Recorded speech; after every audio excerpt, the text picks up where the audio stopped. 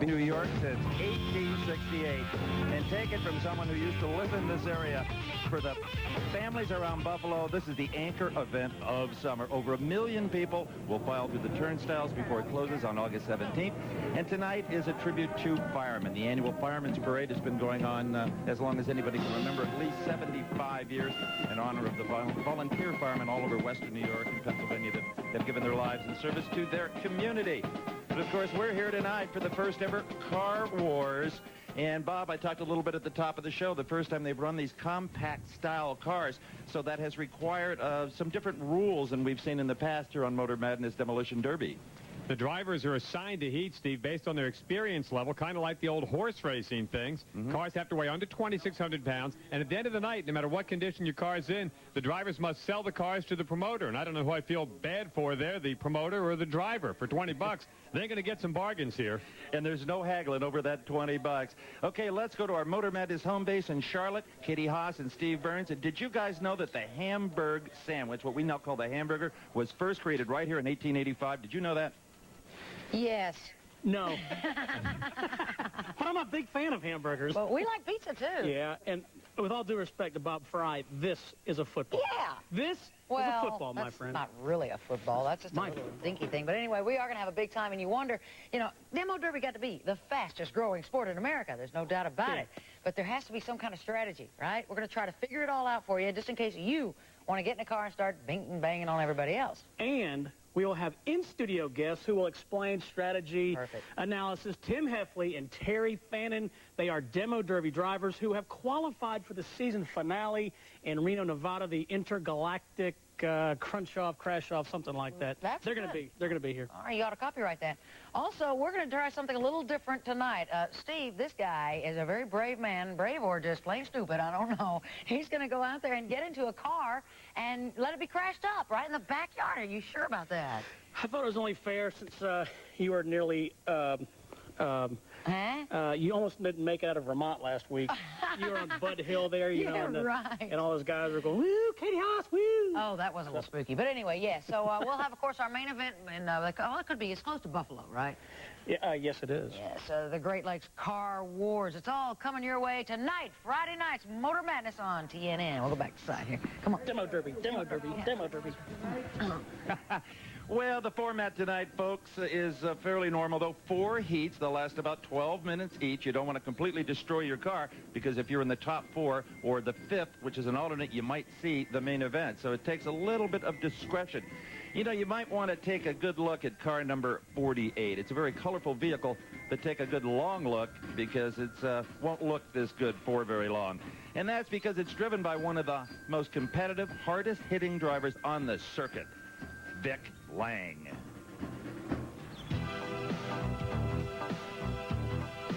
Hi, I'm Vic. I've been an athlete all my life, and I've been beating guys since Little League, to track, to drag racing. I collect classic cars. I have a 78 Omega SX hatchback, and I'm ready for the Derby.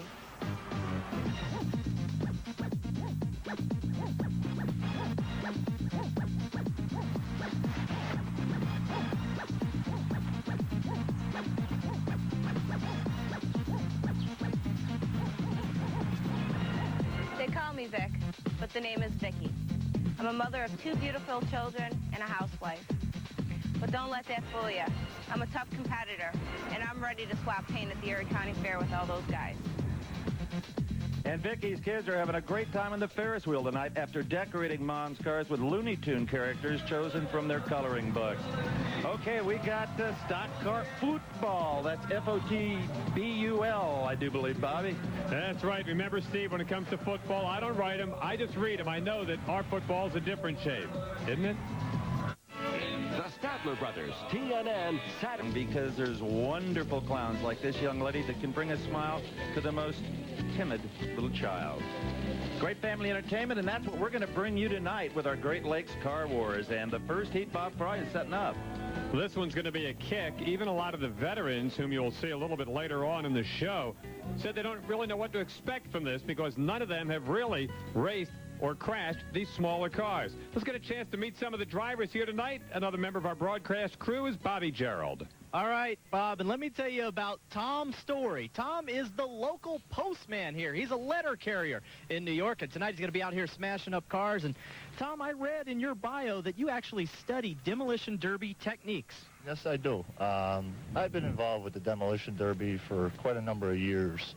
And over the years, you get to talk to other guys on how they plan their attack, so to speak. And you more or less watch what car you're going up against, you know, with the weak spots and that, and you target in on that. Here's a guy tonight, guys, who has a plan. Now, joining me down here in the Derby pit, appearing for the very first time in Hamburg, New York, the one and only Tim Wilson. That's right, Bob Gerald, and anywhere I am, of course, there's women everywhere, and it's standing room only. But if Ben and Jerry's ever wants to put millions into Demolition Derby, this is going to be their driver right here. Number 34, Chris Cornwall. Chris, by day, you are a dairy farmer? Yep, that's right. What possesses a dairy farmer to go into tearing up a perfectly good Oldsmobile? Oh, just away from the farm for a while. Little fun. Well, I notice you have your crew. They got their own shirts. This is the milk machine? Yep. I thought of a nifty name for it, and I thought I'd stick it on the car. Well, I'm a Georgia boy. You're wearing Herschel Walker's number, so good luck out there, Chris. I'm pulling for you. All right, thanks. Have a good one. You too. Hey, Herschel Walker played football. Even I know that. Well, let's take a look at the lineup here for heat number 1. Number 30 is Robert Watkins. Number 31 is Laren Anderson. They call him the Mad Dog. 32 is Donald Kish, the Iceman. And the farmer, you just met him. He will have an in-car camera, Chris Cornwall. Ed Schroed is in the 36 car, sponsored by the Hog Farm, and I don't believe that they're the animals. And Larry Darrett drives his 87 Aries in the 37 car. Jim Fino is a corrections officer in New York State, tough guy in the 87 Topaz. And Paul Prznicki in the 85 Ford. The 41 car, that's the mailman, Thomas Story. He won Best Appearing here tonight. 44, Frank Ballister from Hamburg. 45 cars, Pete Dower from Cheektowaga. Love saying that. 47's John Brooks, who drives for AAA Towing. Could come in handy. Vicki Lang, you saw her earlier. She'll be driving the Chrysler LeBaron. Andy Bucati and his girlfriend in the flashback car. That's the number 49. Bill Glick from Grand Island, New York. Sean Crotty's the number 40 car from right down the road. Patrick Smith is number 42 in your program. And 43 is Dave Jarnott. They call him Shave. Well, let's see who the guys back in Charlotte think we ought to watch tonight. Guys, girls? Oh, well, you know, looking at that lineup, we don't know a lot about them because we didn't get their high-colored, glossy 8x10 big bios. The press kit didn't come. Yeah, so I'm going to go with that number 39, Paul Prznicki. How about that? That's a fun name, and he says he's got the best engine out there, so confidence is very appealing. And I'm going to go with number 49, Andy Bucati. I understand he's an engineering student at the University of Buffalo. He might be overqualified for tonight's action, but in any event, if anybody knows how to tear something up, he's an engineering student, exactly. I like that. So there you have it, Sight. Our picks. So this is, I guess, heat number 1. Let's go back to Steve Evans. All right, again. Okay, let's take a look at our crash cam while it's still working.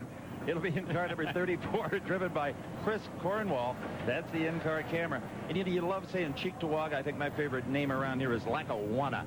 A lot of Indian heritage throughout western New York, Seneca Indian heritage. And there's a view you will see a lot of right there. That's a great shot as the sun starts to set here in northern New York. Here we go. Remember, not even the veterans know what's going to happen with these lightweight, mini unibody cars. A lot of them are front-wheel drive. You may see a lot of attacks to the front end of the car from the side to try to loosen up that transaxle. And there's number 48. That's Vicki Lang, the lady we showed you earlier. Well, Vicki's going to try to get back into the fray there. She's going to drive that back. And Chrysler LeBaron, remember, even at 2,600 pounds, you're going to see some pretty good whacks. Everybody's dealing from the same deck. There's the milkman that Bobby talked to. In the 30. Oh, wow. Hold on, let me finish this. In the 34 car with the crash cam on it. There's a good hit for a very lightweight car. Some of these, Steve, weigh about 400 or 500 pounds less than the big cars. We got a couple of station wagons in there, and you can see 1 and 2 of them right there in the screen. At 35, that's Bill Click, one of the very few wagons. Normally, they're the car of choice. And I noticed that a lot of the drivers have just personal effects, like a huge spare tire that wouldn't even fit on the car in the back, trying to gain a little bit of extra weight because they really don't weigh the cars. Vicki Lang right in the middle there, getting sandwiched from both sides. Took a pretty good smack right there. And here comes the 31 car, Laren Anderson. Let's see how Bobby Gerald's looking at things from his vantage point. Let me tell you, Bob, about this racing track surface here, the Derby pit's different than anything that we have seen so far this season on Motor Madness. This track, according to the National Speedway Directory, is a stone dust oval. It's made up of a lot of little pebbles. They should be able to grab hold of this track. You're not going to see a lot of slipping and sliding like we've seen at some of the tracks that we've been to early in the year. It's really a harness racetrack during the season. Now, there's 4 judges watching this very carefully, and then there is the determinator, Dutch Holland, in addition to those 4 judges. And for 12 minutes here, they're going to judge on aggression, on the kind of hits that you score, and just how well in general you get out there and get after it. You got to come to kick some butt, right, Tim Wilson? On a sad note, if there's a kitty stuck in a tree in Hamburg, New York, he's just going to have to stay there till this demolition derby's over. Why? Because the Hamburg Fire Department aerial tower is out here with us. We're going to pull up and show you the lengths and heights that our production staff and the Hamburg Fire Department will go to bring you the action here at the demolition derby. Chris, is it Kuhl? Is his name Kuhl, or are we just in New York? Chris Kuhl, our cameraman, is 100 feet up on an aerial tower from a fire truck.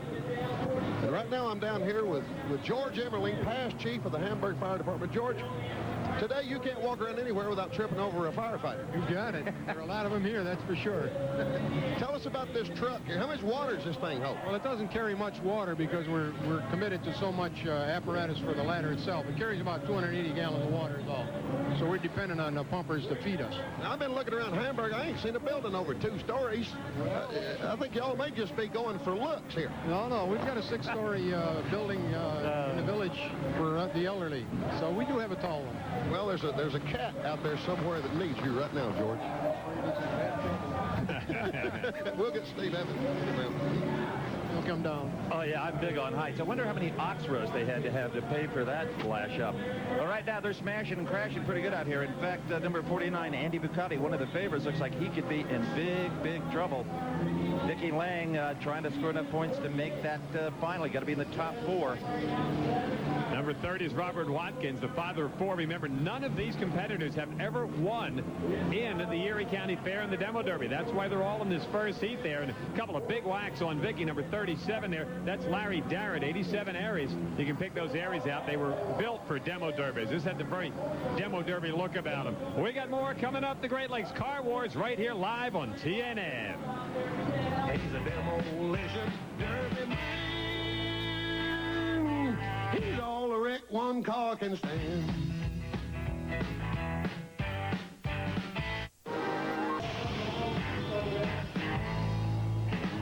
Well, you're looking over the shoulder of a very frustrated Chris Cornwall. The inboard camera shows us that he can't start it, he can't steer it. If he does get it started, it's a front-wheel drive car, and as soon as it got a flat left front wheel, it was just unmanageable. Vicky Lang, how's she doing? She's still moving around, Bob Fry. Yeah, she is. Vicky's got a chance to make the cut here and everything like this. A lot of people don't think that she should be competing, but I'll tell you what, if you watch, you see, oh, look at that, got a little fire on board. Well, shouldn't be a problem. We got every fire apparatus west of the Mississippi, east of the Mississippi. Hey, throw some dogs on that bad boy. Have a barbecue here tonight. That's Robert Watkins in the 30 car out in New York, father of 4, and I guess the gang's not real happy right now. They're going to bring out and hose him down a little bit. We just had to be in the right place at the right time here, you know? And the fans just think this is a demonstration on Fireman's Night. That's right. Just chop him out of there. Make a little hole in the hood there, and he's going to put it down. He was doing well. I mean, the 30 car was doing well, and so was Vicky, along with Larry Darrett. Now, we're going to watch from the aerial ladder. That bad boy way up in the air there, and climbing out is Robert Watkins. And they've red flagged this for just a bit, but we got to congratulate Vicky Lang. She was doing very well. Just a little while ago, the 49 car, Andy Bucati, was also doing well. And I'm going to take a look and see some of this stuff here again to just what happened. Oh, no, it wasn't that bad. You talk about overkill on the safety safari angle of this thing. There are about 5,000 firemen here tonight, and they all heard the bell, apparently. Can we hear that sound effect from another angle? What was that? Andy Bucati sitting there. you had a girl named Bliss, you'd come out and spend your Friday nights out at the fair banging up cars as well. He was doing well, as a matter of fact. Chris Cornwall, we saw him with the onboard camera. Look at that. They're back into action again, those that are still surviving. The 40 car right there, a late entry, Sean Crotty, and doing very well. The station wagon, Steve, number 35's wagon, they're not faring quite as well. The 43 car, that's Dave Jarnott. They call him Shave. It was... Get your relatives out of here. I'm trying to talk about Is that the cat in the tree? Isn't that amazing? Andy Ducati might have scored real well with that hit, as they had a little bit of caution flag time. I think he thought about what he was going to do and had that just figured out and zeroed in. Boy, that was a nice little attack there. John Brooks there, 47. He's the guy that drives a tow truck by profession right down the road. And, of course, that could come in handy. You can demo derby your car, get it bagged up, hook yourself up, and drive out of there. And how about number 48, Vic Lang, staying alive? Chrysler LeBaron, somewhere out there, they're going, look what they've done to my car. And, you know, Nora, look at these cars. $20 is not going to be a bargain. Nope. Larry Darrett, another one of the 87 Chrysler. The difference here, Steve, a lot of these front drive cars, and you see they got really smashed up early in the beginning. Let's go down and check with Bobby Gerald. Well, what kind of deal is this, guys? Number 30, Watkins, whose car caught on fire. Usually when there's a red flag and your car catches on fire, they let you get out of the Derby. They put him back in his car and started the darn thing back up. And now he's just stuck sitting there in the car saying, what the heck do I do? Hey, this is Western New York. Get used to it. Tough guys. No wusses allowed. You know, one of the few cars still running is Vicky Lang. And boy, the kids down there somewhere yelling, hey, that's my mom. Doing a good job, and she's probably going to make the cut. She's right down there near Tim Wilson. Well, we were talking about a little fireman overkill. Tell me your name, sir. Greg Pierce. Greg, what does it take 16 firemen to put out a Chevette? Well, right now we're just concerned about the driver of the car. We don't want him getting burned or him getting any more injured than he already is. Right. Well, you have an axe in your hand. If you have to go at a Chevette with an axe, don't you think the driver will be injured? Well, probably. But the reason I got an axe in this Allegan bar here is basically for prying. I can pry the doors open, pry the hood open.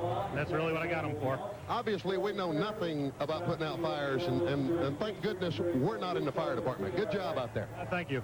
Hey, Tim, you know nothing about cars either. It's a Pontiac Grand Am. Go figure. You need an axe on a Pontiac Grand Am.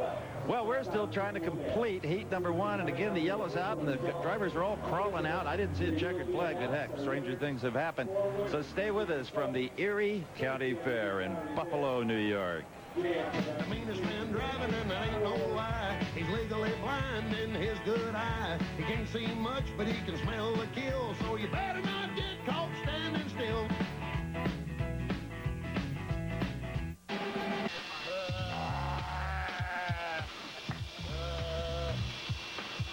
We're here at Floyd's Barbershop at the Erie County Fair. This is a nice place. This is a two-chair shop. Take just a little bit off the top, but not as much as you took off of him.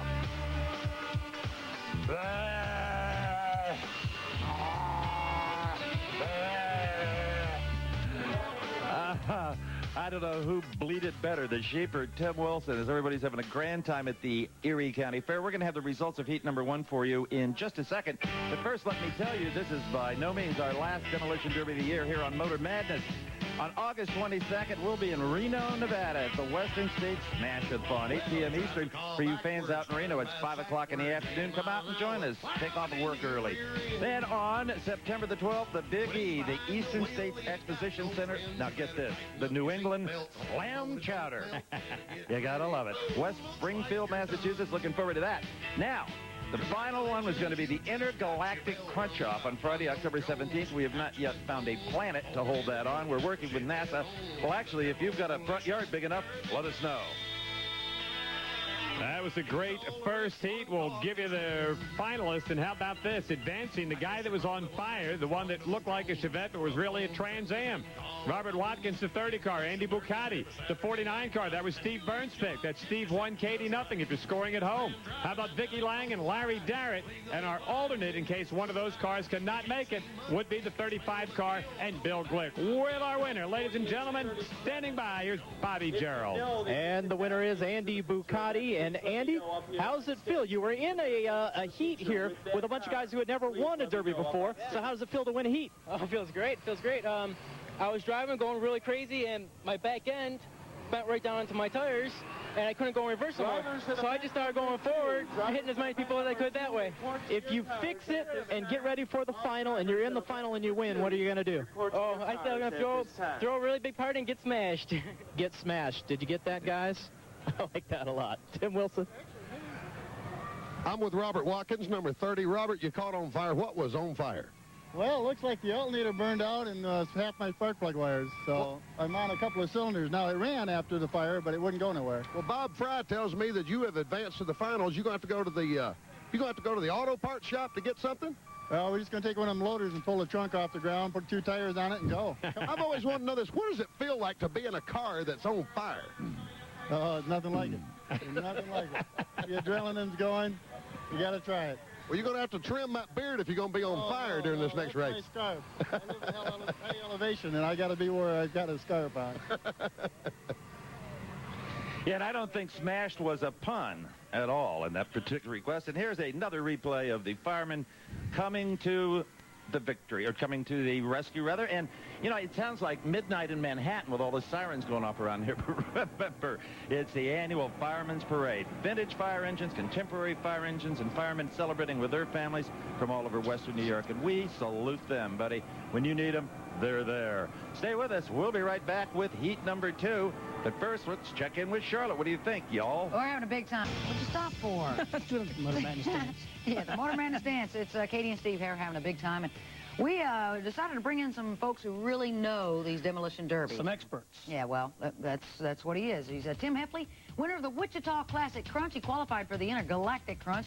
He'll be off in Reno, Nevada in October. We're looking forward to that. And here he is. That's the Super Bowl of Demolition Derby, is it not? That's it. Welcome to the show, Tim. Glad you could make it by here. Glad to be here. Yeah, we were a little worried about you, but I'm glad you made it in. Yeah, it's a little trip getting here, but we made it in on time. Right. So. Good. We don't know where your luggage is, but you're here. I'm here. Well, it's great to have you. You're the one that's going to be out there with Steve in the demo cars, right? Yes. You're going to show them how it's done. Try to. Give them a few hits. Yeah, they say there's got 2 sets of seat belts in each car, so. I've had one too many hits already. Oh, okay. All right. Glad you said it. Let's talk a little bit about strategy when you're running demolition derbies. Right off the bat, when I saw the start of this race, some of them just sit there. Others go gung-ho. Is there a reason for that? What's the thinking? You know, you need to try and save your car. You can do a lot of damage right off the start if you get gun-ho. How? Well, you got 2 cars meeting back to back. A lot of times you see a majority of the field get knocked out on the first impact because of that. So there's a little bit of strategy as when to lay back and when not to. Now, the way they're doing these actual races here on points, you can't really lay back. You've got to get in there and get aggressive and get it done. So. Would there be a particular car or cars that you would want to avoid or go after? A guy can look at the cars before the race ever starts, and you can look how the cars are built, and you can tell which ones are the ones that are built the best. You want to try and get them out of the way because you know they're going to be there at the end. Built the best, you mean powerful engine and good frame and... Just the setup on as far as, you know, a guy can spend a lot of time doing odds and ends to the car to make it last even after, you know, several impacts. Yeah. And how long you been doing this? Right at 20 years. What? Wow. Too long. We should mention he came all the way from Oklahoma to be here tonight. Oh, now, my gosh. He did not drive, by the way. All right. We have this telestrator here. Yeah, I've always wanted to do this like John Madden. Yeah, well. We're going to analyze. Okay, Tim, what are we looking at here? In-car camera. Yeah. All right. Yeah, this is the race we just saw. There we go. Oh, boy, that's real good, Steve. Okay. Let me reset. I'm going to reset that bad boy. Okay, right. so boom. That's going to leave a mark right there, I'm thinking. Yeah. Well, you know, you don't want to hit anybody with your front end, do you? On these deals here, yeah, front end, side, back, you got to get the points, so you got to get aggressive. Right there. Avoid the door. On these time limit runs. I think you need to put an X right there. Clear that baby But out. the thing is, you really need to protect your engine, don't you? Now, I know Look, he's frustrated right there, Tim. Well, on a 12-minute run, a car will run pretty good without any fluid in it. It'll run pretty good without fluid in it? For a 12-minute period. So that'll get you through the heat and get you through the feature. What happens when your transmission comes through the floorboard, which happened to you a couple of years ago? It wakes you up. You know, it's a lot of fun doing this, but there is a danger to the sport, too. And, you know, I was injured 2 years ago, and I thought that was going to be it. No kidding. And until y'all come up with this, you know, it ain't every day that a Derby driver can come on national TV and have some fun. Well, we're having fun. Yeah, definitely. You're having a big time. I can't get this bad boy to work. We're going to have you stick around and help us analyze these races tonight, and of course, eventually we'll get out in the backyard and really have a big time. Stay with us. More Demo Derby coming up. Here's my ride. Great job. Yeah, you smoking all right. We're going to go back to, I'm going to go with car number 66 this time. Diane Daly's out there, and I can't ignore the women. I mean, she's going to be working hard. She does all her own work, and still she cooks for a family of 12. I'm making all that up. I was going to say. I bet she can. You got some notes that I don't. What happened? And I'm going to go with Chris Caber, number 68, because... You like his name? He's in a yellow car. How about that? It's a station wagon. Those are good Demo Derby cars, too. It's uncanny how psychic you are with all that. All right, Steve, you got his pick, and you got mine. Let's take a look. What's going on? Well, welcome back, everybody, to Emergency 1. I think every cat in Western New York must have got stuck in a tree all at the same time. And if your home is smoldering, they're on the way, gang. Everybody returning to their home bases from the Fireman's Parade. And, I mean, it is loud out there. Wow. Everybody's fantasy thing at one time or another was to maybe be a fireman, or at least ride on a big fire truck, and we got some pretty nice experience here today. Let's check on the grid. I still want to be a fireman. Edward Spees from Hamburg. Gary Wilson's in the 57 car. In the number 58, Bob Troidel. He's riding an 86 Nova. And Tony DiCarlo, who just got his car yesterday at 8 o'clock for the Derby. In the 60 car, Phil Sizelski and the Rosina Foods entry. And David Ristow, he's got her in-car camera. That's the 61. Brian Chuddy's in the 64 car, 7-year Demo Derby veteran. 66, Diane Daly. That's Katie's pick in the 85 vet. That's a Chevette, by the way. Bernard Gordon looking for his first win out of Lakeview in 67. And Chris Caber, whose favorite driver is Bondo Jones. The Peach, Mike Russo's in the 69 car. Joe Mastrocico from Buffalo in the 70 car. The Madman, number 71, is Martin Hughes from Holland. And number 72, 20-year veteran. We'll talk about him in a bit. Tim Meehan. Ray Ward drives the number 73 car, Ford Escort, and a big NHRA drag racer. Jim Zelke in the 84 Toyota out of Sneakers Bar and Grill. Joe Agate rides the 75 car. Rounding out the field, it's Jay Canonico in 63 and Lou Carbone and his crew chief Scott Matuka in the 65 car. You know, in a heat of drivers looking for their very first Demo Derby victory, certainly one of the most experienced veterans in the bunch is Tim Meehan in car number 72. Tim's been competing in demolition derbies for 20 years, and as hard as it may be to believe, he is still looking for his very first win. The key to racing is consistency. My consistency is losing. Well, the fact that I've never won, really, it don't bother me, because it's not my primary interest in doing it. I just enjoy doing it. Well, I'm going to keep doing it until I retire. The fact that I've never won, or if I ever win, it don't bother me because I enjoy the sport so much. Well, if I ever won, I'd probably be in a state of shock because I wouldn't know how to handle it. I'm an expert at winning. I've seen guys do it for the last 20 years. I don't mind losing because without me, you wouldn't have a winner. Winning is overrated. I'm not sure I'd want to win because I'd be breaking a perfect record after 20 years of losing. This is the shelf I keep my trophies on that I don't win. I'm the classic underachiever. This is the Hyundai I'm taking to Erie County Fair to lose with. I'm not interested really that much in winning. It'd be nice if I ever did, but before I retire, but I'm having fun. What other people think, well, I don't care. It is the owner of K&T Square Used Cars, and I got news for him. There is nothing coming out of this second heat that's going to be square. Let's go down to Bobby Gerald. Robert? David Ristow drives number 61, and he is racing tonight, driving tonight in this Derby in the memory of his mother. He always dedicates the first hit to Mom. And David, what do you think? Did you arrange for all this noise, all these sirens? That's my fan club right there. I just hope I can't disappoint them. My car's running a little rough right now. Hopefully it opens up and cleans everything out. I can hit some. You nervous? Oh, yeah, I'm nervous. I'm about to get in an accident. Yes, he is. Tim Wilson, can you hear me? I can hear you loud and clear, Bob Gerald, and I'll say in my vast tenure in Demolition Derby, this is the first time I've ever talked to anybody in a Datsun B210. Martin Hughes, you're a stock car champion. What possesses you to get into a B210 and do this?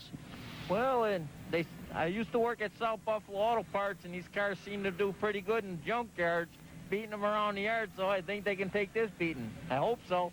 What's the difference between stock car racing and Demolition Derby racing? Well, stock cars, it's not as rough. You know, you got to compete. You got to try to beat the other guys to the finish line. Here's a lot of crashing and banging. You can do a little more setup to the cars here than you can in stock car racing. But now I race figure eights, and this is about the same crash bang, but the track don't like when you crash and bang, but hey, that's what figure eight's about. Well, good luck out there, Martin, and I hope you win with this can.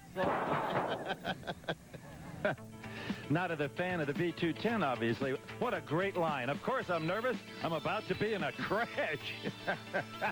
The crowd enjoyed it. We're just getting underway. I think a lot of funny lines to come. Unfortunately, they're coming from the competitors. Stay with us.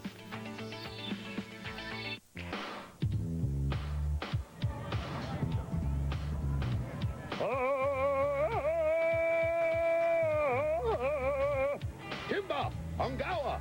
That's right, folks. It's Tim Wilson from the Erie County East Africa Used Elephant Sale. Take a look at this baby right here. 3.5 tons, 4 bales a day, low mileage. Sure, he needs some body work, but look at the trunk space on this baby. Boss says 3,000, gotta go by tomorrow. We're giving away elephants. Back up to a bargain hunter. Easy, Steve Evans.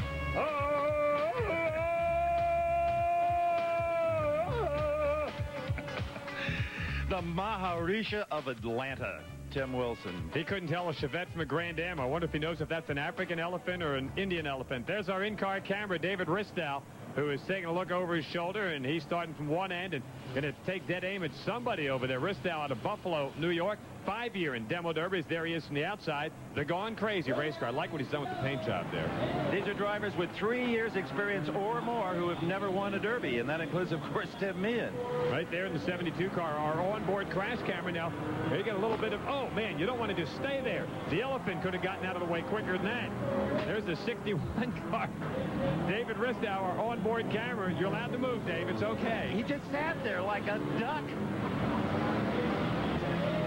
You can tell that these guys, even though he's competed for 5 years, non-winners, and there's their first hit on somebody right in the dashboard. That's the 69. That's Mike Russo's car. And another one of the station wagon 68 car. That's Steve Burns pick there. Chris Caber. Anybody that likes Bondo Jones is okay with me. My favorite. Oh, yeah. They're having fun. It is funny. That's why we're here, kind of. Oh, man. Somebody's getting a run at it. Slams on the brakes. That was the 70 car of Joe Masterico from Buffalo. Good rush right there. The 64 car's in some trouble already. That's Brian Shuddy. Runs out of Boston. Let's see how it looks from Bobby Gerald's point of view. Well, we've got all these non-winners, and here's what these non-winners are after. But you know what, guys? They don't even want these trophies right here. If you look closely at this trophy, it's for 3rd place. Here's what they want. Compare it. Oh, yeah, it's a little bigger. This is the big one. This is the 1st place trophy. That's what they all want, guys. You think if Tim Meehan wins, he'll pick the small trophy? Yeah, probably. There's the 74 car. Jim Zolke, that's the 84 Toyota. The folks at Sneakers Bar and Grill watching live on TNN going, our boy's not doing real well right about now. You know, with these front-wheel drive cars, you'll notice that those rear tires aren't even turning. Well, that's just a tag axle. All the drive is through the front. That doesn't mean a thing. You can just skid them along. The 66 car, that was Katie's pick to stick. Diane Daly, we know how well Katie's pick did in the opening one, so Diane might as well just pull it over behind the wall right about now. Steve, there seems to be a lot more activity here in this heat than we saw in Heat 1. Well, I think they're a little less timid, and also I think they watched Heat 1 and decided that they could do more attacking with the front of the vehicle than they thought they could. They don't have to just use the rear. You prefer to, and believe me, it is bad form to hit a driver in the door. In fact, like that can get you disqualified. Number 71 is the Madman, Martin Hughes, 69 car. Still trying to do well. They call him the Peach. Runs out of Buffalo, New York. It looks like he's escaped relatively unscathed so far. Trying to take a hit right there from Diane Diane Daly. Well, the secret is to look aggressive and take as little damage as possible, even if you don't inflict it. If you appear to be a warrior, maybe you'll make the cut in the top 4. Well, Brian Chuddy wasn't really happy. He was right there in the 64 car banging on the dash because he knew that he was kind of dead in the water. Good hit from Bernard Gordon, looking for his first win out there, the runner out of Lakeview, New York. And still some good movement by James Zelke in the 74 car. That's the James Zelke fan club up there, I believe. Look at our boy, Meehan, hanging in there, staying alive in the number 72 car. We'll come back and find out how the guy that's never won does before. Can he stay alive? Can he advance? We'll find out next. He'll hit you with a gas floor, hits against the dashboard. There goes your bumper. Better get the wrecker warned. You feel like an Iraqi in the desert storm. Lakes Car Wars. I'm Steve Evans along with Bob Fry in the booth, and our professional loser, Bob, Timothy Meehan, is not up to his usual standards. Number 72 might actually win the heat. Boy, wouldn't that ruin his whole career? I don't know, maybe we could disqualify him for that. There's got to be something illegal about what he's doing. Let's throw him out of here. I tell you one driver that's out there just slamming him, and that is car number 63, who was a late entry. He's been doing a wonderful job, Jake Canonico. And somebody's got some trouble right out there in the center. Look, that's not supposed to happen like that, right, Steve? I mean, the wheel's going around, but the tire ain't like in sync with it. And it creates a good deal of friction right there. And it's liable to create a fire for Mike Russo out of Buffalo. Mike, he probably doesn't know quite what's going on. He thinks he's probably blown a motor or something. Let's check in with Tim Wilson. He knows what's going on. You think? Some of these Derby drivers are extremely confident. I'm up here with Rick. Help me on this, Jakubowicz. Jakubowicz. You're right. I'm a hillbilly from Georgia. I can't speak that. I'm from Goose Valley in Dunkirk. Well, all I know is you're confident. Okay? Yes. You're in the 4th heat, and your son is in the 3rd heat. What in the world are you doing up here in the stands eating hot dogs? Well, we're watching all these little cars. We never ran a little car. We always run Chrysler Imperials because we can run Chrysler Imperials where we live. And we're watching how the cars bend and stuff, so we can go out and bang them to stuff with the sledgehammers, see if they fold in better and stuff. Man, if you had a Chrysler Imperial out here with these compact cars, buddy, it'd be instant winner. You just crank the car and you automatically win. Yep, they're good. They're tough. Now, who is this here? What's your name? This is Danielle, my niece. Danielle, this is your niece. Why are you hanging around all these ugly men over here, Danielle? She's the good-looking, quiet type. Well, good luck. This is your crew. What's your name? Rich. Rich? Pat. Pat? Daughter, Jamie. This is your daughter? Holy smoke! Well, you got a nice looking family here and a very ugly pit crew. Wait, let's pull over and catch the wife. Can we catch the wife? You have to get the wife or he'll be in trouble. These people are going to be racing in a matter of minutes, and they're all up here in the stands cheering other people on. Hi, somebody. Hey, hi, Mike Tillman. Mike Till, how you doing? Upstairs to you, Steve Evans. The reason the little kid didn't answer when you asked her the question is because the parents told her not to talk to strange people, and they don't come a whole lot stranger than Tim. With a name like that guy could be in the National Hockey League. I know, he told him where he's from, and Tim's going, oh, please don't ask me to explain where that is. The 75 car is doing a good job. Joe Agate, he's an elevator mechanic by profession, doing very well right here, although it's hard to tell by looking at that. Katie's pick, the number 66 car, Diane Daly, top of the screen there, hasn't moved in a while. And, of course, in the interest of fair play, we haven't seen a lot from the 68 car. Chris Caber, the Bondo Jones fan, who was also the pick from Steve back there in the booth, and Mike Russo, the 69 car, still got troubles. Yep, let's have another look at Mike Russo, and one of his hits are bound to score with the judges.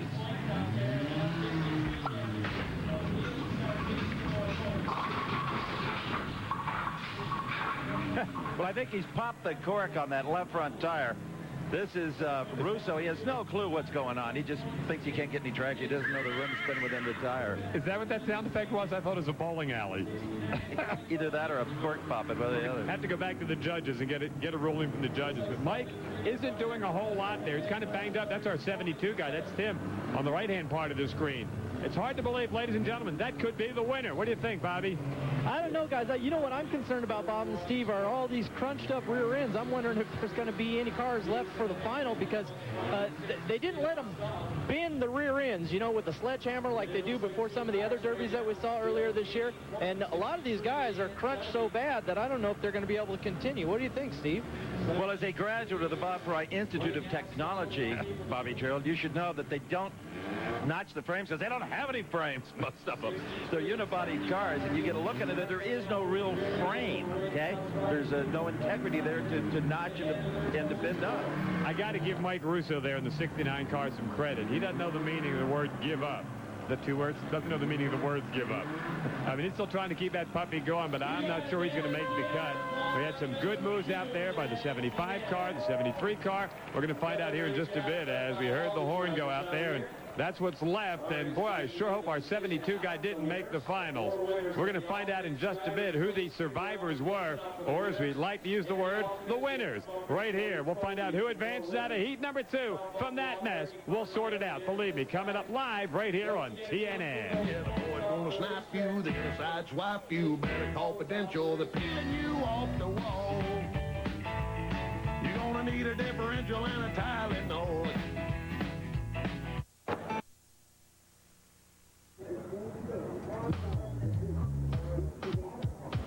Boy, this track's running a little bit rough out here. I'm hoping we can get a yellow flag on this thing. I may have to pull it in and get a 2-tire change. Starting to think we're a little loose on the corners here. We're going to tighten this thing up. I'm getting just a little bit of a push. Call in, see if we're going to do a 2-tire change, if we're going to be able to go with this much gasoline. I don't know, Richard. This thing's running pretty rough.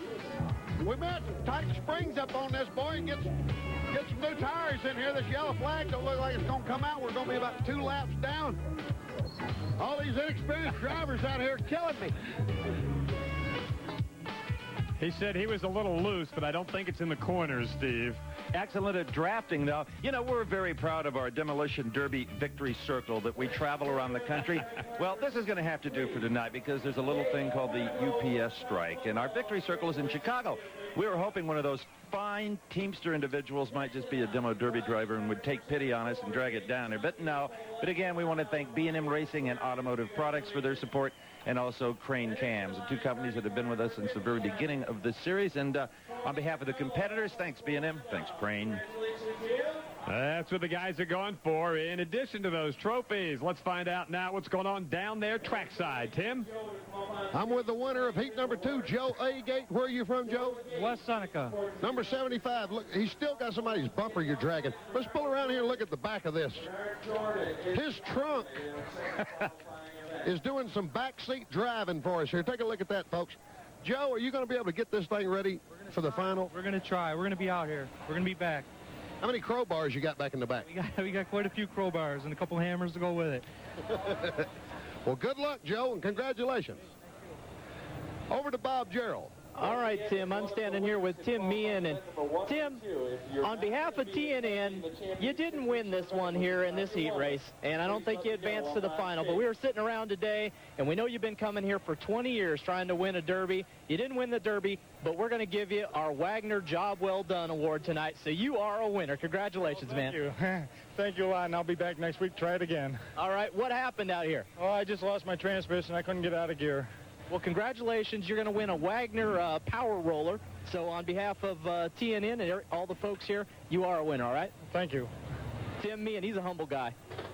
But that little modicum of success might just prevent him from being in the Losers Hall of Fame someday. Well, we will be back with heat number... Oh, first, let's take a look at the results. We haven't done that officially, Bob Fry. You're a cold person. I am cold. Joe Haggett, number 75. Canonico was running in the 63 car. And Jim Zelke in the 74 car advances. Tony DiCarlo, number 59. And the alternate there, if one of those guys can make it. And, hey, Bernard Jordan, I wouldn't go too far away if I were you, because from what we saw there's a good opportunity. You may make the cut coming into the finals. Now, that's the way they advance out of heat number 2. And as I'm taking a look somewhere, I don't see that car number 66 nor that car number 68, the picks from the studio there. Yeah, yeah. And also from the studio. Hey, guys, ask your expert what he thinks of these small cars and the kind of damage they're taking. Yeah, they want to know. Did you hear that, Tim? Yeah, the front-wheel drive cars, I've never run one before, but it seems like the guys need to be taken out after the CV joints on the front end. They're doing a lot of damage to the rear ends of the cars. Yeah. But, you know, the drivetrain is driven off the CV joints in the front, and I think that would be the place to take them. Smaller car, lighter car, lesser of a hit, right? Yeah, it's, you know, cars at this have a weight limit of 2,600 pounds, which... you wouldn't be caught dead in one of them lightweights, would you? On TNN we would. Well, we're going to meet a comrade of yours in some way. Another guy who's been racing in these demo derbies over 20 years.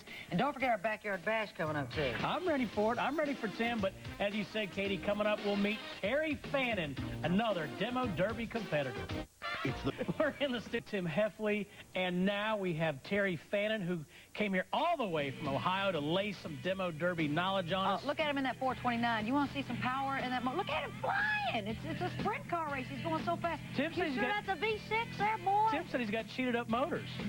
Yeah, is that the story? I guess, you know, in Demolition Derby, there are rules. I think the only rule, actually, I know of is you can't run a Chrysler Imperial. But other than that, are there motor rules? You have to adhere to the V6, poundage rules and all that? No, not as far as this class, unless it's specified like a mini class or a weight class. Run about any size motor you want to. Yeah. Katie, we should mention that Terry will also be in the intergalactic Super Bowl of demo derbies. Yes. It's October, right? October 17th. October 17th. Reno, Nevada. Now, have you chosen what car you're going to take up there yet? Or? Not yet, till we see what the rules and regulations are. Oh, are they going to change them on you for the last race? Sometimes different tracks, different rules, or what type you can do. Terry, how long have you been demo derbying? Around 23 years. Oh, my gosh. I noticed you got some sponsorship here, R&L Carriers, and that's getting big time. Oh, yeah. Yeah, R&L's in Winston Cup now. You couldn't do it without your sponsors. 23 years. Evidently, everybody in your whole family must help you out there, in-laws and wives and sons and daughters, or... Oh, yeah. If, you know, if you didn't have help from the pit crew and the family and friends, you know, you couldn't do it. Unbelievable. Well, let's take a look at him in action. Now, is this going to be... Terry's going to give us some analysis from... Okay. Because the telestrator was such a big hit earlier. Yeah, boy. I'm a pro with this. All right, here we go. All right. Terry, talk about what you're seeing here. Oh, no, there you go. That's Robert Watkins in the 30 car, I believe. Let her roll. Oh, no. See, I circled the wrong one. There he goes. Oh, you good. Clear it. Atta girl. And then, what do we got there, Terry? He just come up there and worked on the back end. Actually, in this class, that's a double hit right there. Right. That's big. It was a good shot there on the 37 car on the front end. Yeah, but he hit both the shots came to the expense of his front end. Is that scary for him? Smoke here. Yes. Actually, front-wheel drive cars, they should work on the front drive line. 34's toast. He's done. Well, you too. It's over, Steve. It's over, please. But, yeah, that's some exciting stuff, definitely. And, okay. So, sorry, what are you gonna do out in the backyard? That's what I want to know. What are you gonna hurt Steve, or is your main objective just to put him out? Oh, we'll try not to be too rough on him. Oh, come on! May roll him over on his top. There you go. I want to be on fire. Get ready for it. Coming up. Well, it's Friday night's Motor Madness, and we, of course, watching the Demo Derby from Hamburg, New York. Here's my pick for this heat. The man, because it rhymes with ham. Ed Ham. Actually, I'm hungry, and they're in Hamburg, so why not? That's my pick right there, number 97. Makes sense to me, so I'll go with number 82. There he is, Ciro Sroda. Huh? Good luck saying that 5 times fast. Ciro Sroda, number 82. Why? You like his name? Yeah, it's hard to say, and I did it okay. So, therefore... Let him be the judge of that. All right, Ed Ham's not going to do it. Back to you, Steve. Thanks, guys. Katie, I thought you might go with Nicole Murphy, the driver of the 83 car, an accounting major at Canisius College in Buffalo. And she's into an interesting situation here. In this heat is also her boyfriend's brother. It could cause a strain in the relationship. Nah. Got some great runners, and here's some folks with 1-year experience and some people with 21 years experience. So we're going to turn the tempo up just a little bit here in this one. And there are some guys here that have won races before, so this should be interesting. For an interesting look at somebody we were just talking about, let's join Bobby Gerald. I tell you what, Bob, I've caught up with a guy who has a dilemma. His name is Mark Dalrymple. And, Mark, I have a question for you. You're going to be racing in the next heat, but in this heat, you have your girlfriend, Nicole, and your brother, Frank, racing. So who are you rooting for? Oh, no comment on that. I ain't going to go there. There's too many problems. No. Not at all. Can't comment. It's too much. The old adage, the family that plays together stays together, may not hold true for this bunch. Mark Dalrymple, his brother Frank, and girlfriend Nicole Murphy. All three of them are competing tonight, but Frank and Nicole are in the same heat. So Mark's in the uncomfortable position advising both his brother and his girlfriend. I showed you where the soft spots are on the cars, so it's like just keep them covered so nobody hits them. Right. You know, so it's like you've won before, so you know what you're doing. Shouldn't have a problem outside of that. You know, I know you and Frank are in the same race. So it's like, when it comes right down to it, I'd rather see you win. You know, That's so sweet. it's, you know, it's like, don't say nothing to Frank. You know, it's like, I don't want to get him upset or anything, but, you know, it's like, I just want you to win. Aw, what a sweetie. You know, and I know you and Nicole's in the same heat. And, it's like, when it comes right down to it, I'd rather see you win. You know, it's like, that would be great, you know, if me and you made it to the feature and we were both in there at the same time. That would be the biggest thrill I have. You know, it's like for us to be right at the end. That'd be great. I'm waiting for I'm hoping this is the day. You know, speaking about, you know, with Nicole, she is in my heat. You know, don't get upset if it comes down to the end and I got to stuff her over the wall, you know. Do what you got to do. Just, you know, don't go out to hurt her. Just win. You know, it's like, I just want to see you win. Thanks for the advice on the Derby, Mark, and I really appreciate you rooting for me to win. Yeah, I know. It's like... You want her to win? I thought you wanted me to win. Rooting for him? I thought you wanted me to win. Well, you know how I'll... You... I think I heard a phone. Get him.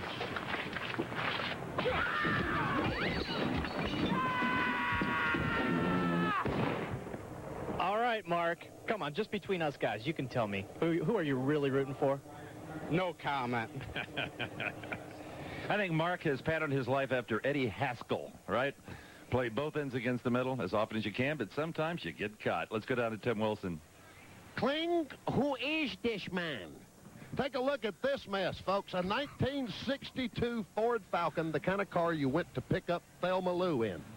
But could you imagine this guy showing up to pick up your daughter? You must have seen a lot of shotguns in your life, Chance. Oh, plenty of shotguns. I love shotguns. Chance Serrallo, he's got on his Sergeant Schultz outfit. Cars for sale, if it'll make it. I've heard you've caught on fire 5 times in one race before. 5 times, one demolition derby. Did you end up getting to the finals? Oh, I made the finals. That's the only one I ever won. Well, if you catch on fire today, we have plenty of help out there. Trust me, we'll have 14 firemen will be diving in your car. That's it. That's what we need. Safe, but fun. Well, good luck out there, Chance. You're my man. You know, I like interviewing the demo derby drivers because that pesky windshield never gets in the way. Isn't that amazing? And half the fun, as you saw with the Dalrymple group, was preparing those cars, ripping that radio out by its shreds, beating out the dashboard. I think I'd like doing that. We'll be right back. Better tighten up your seatbelt. Hope your motor don't melt. Better get ready. Ooh, that looks like it's stung.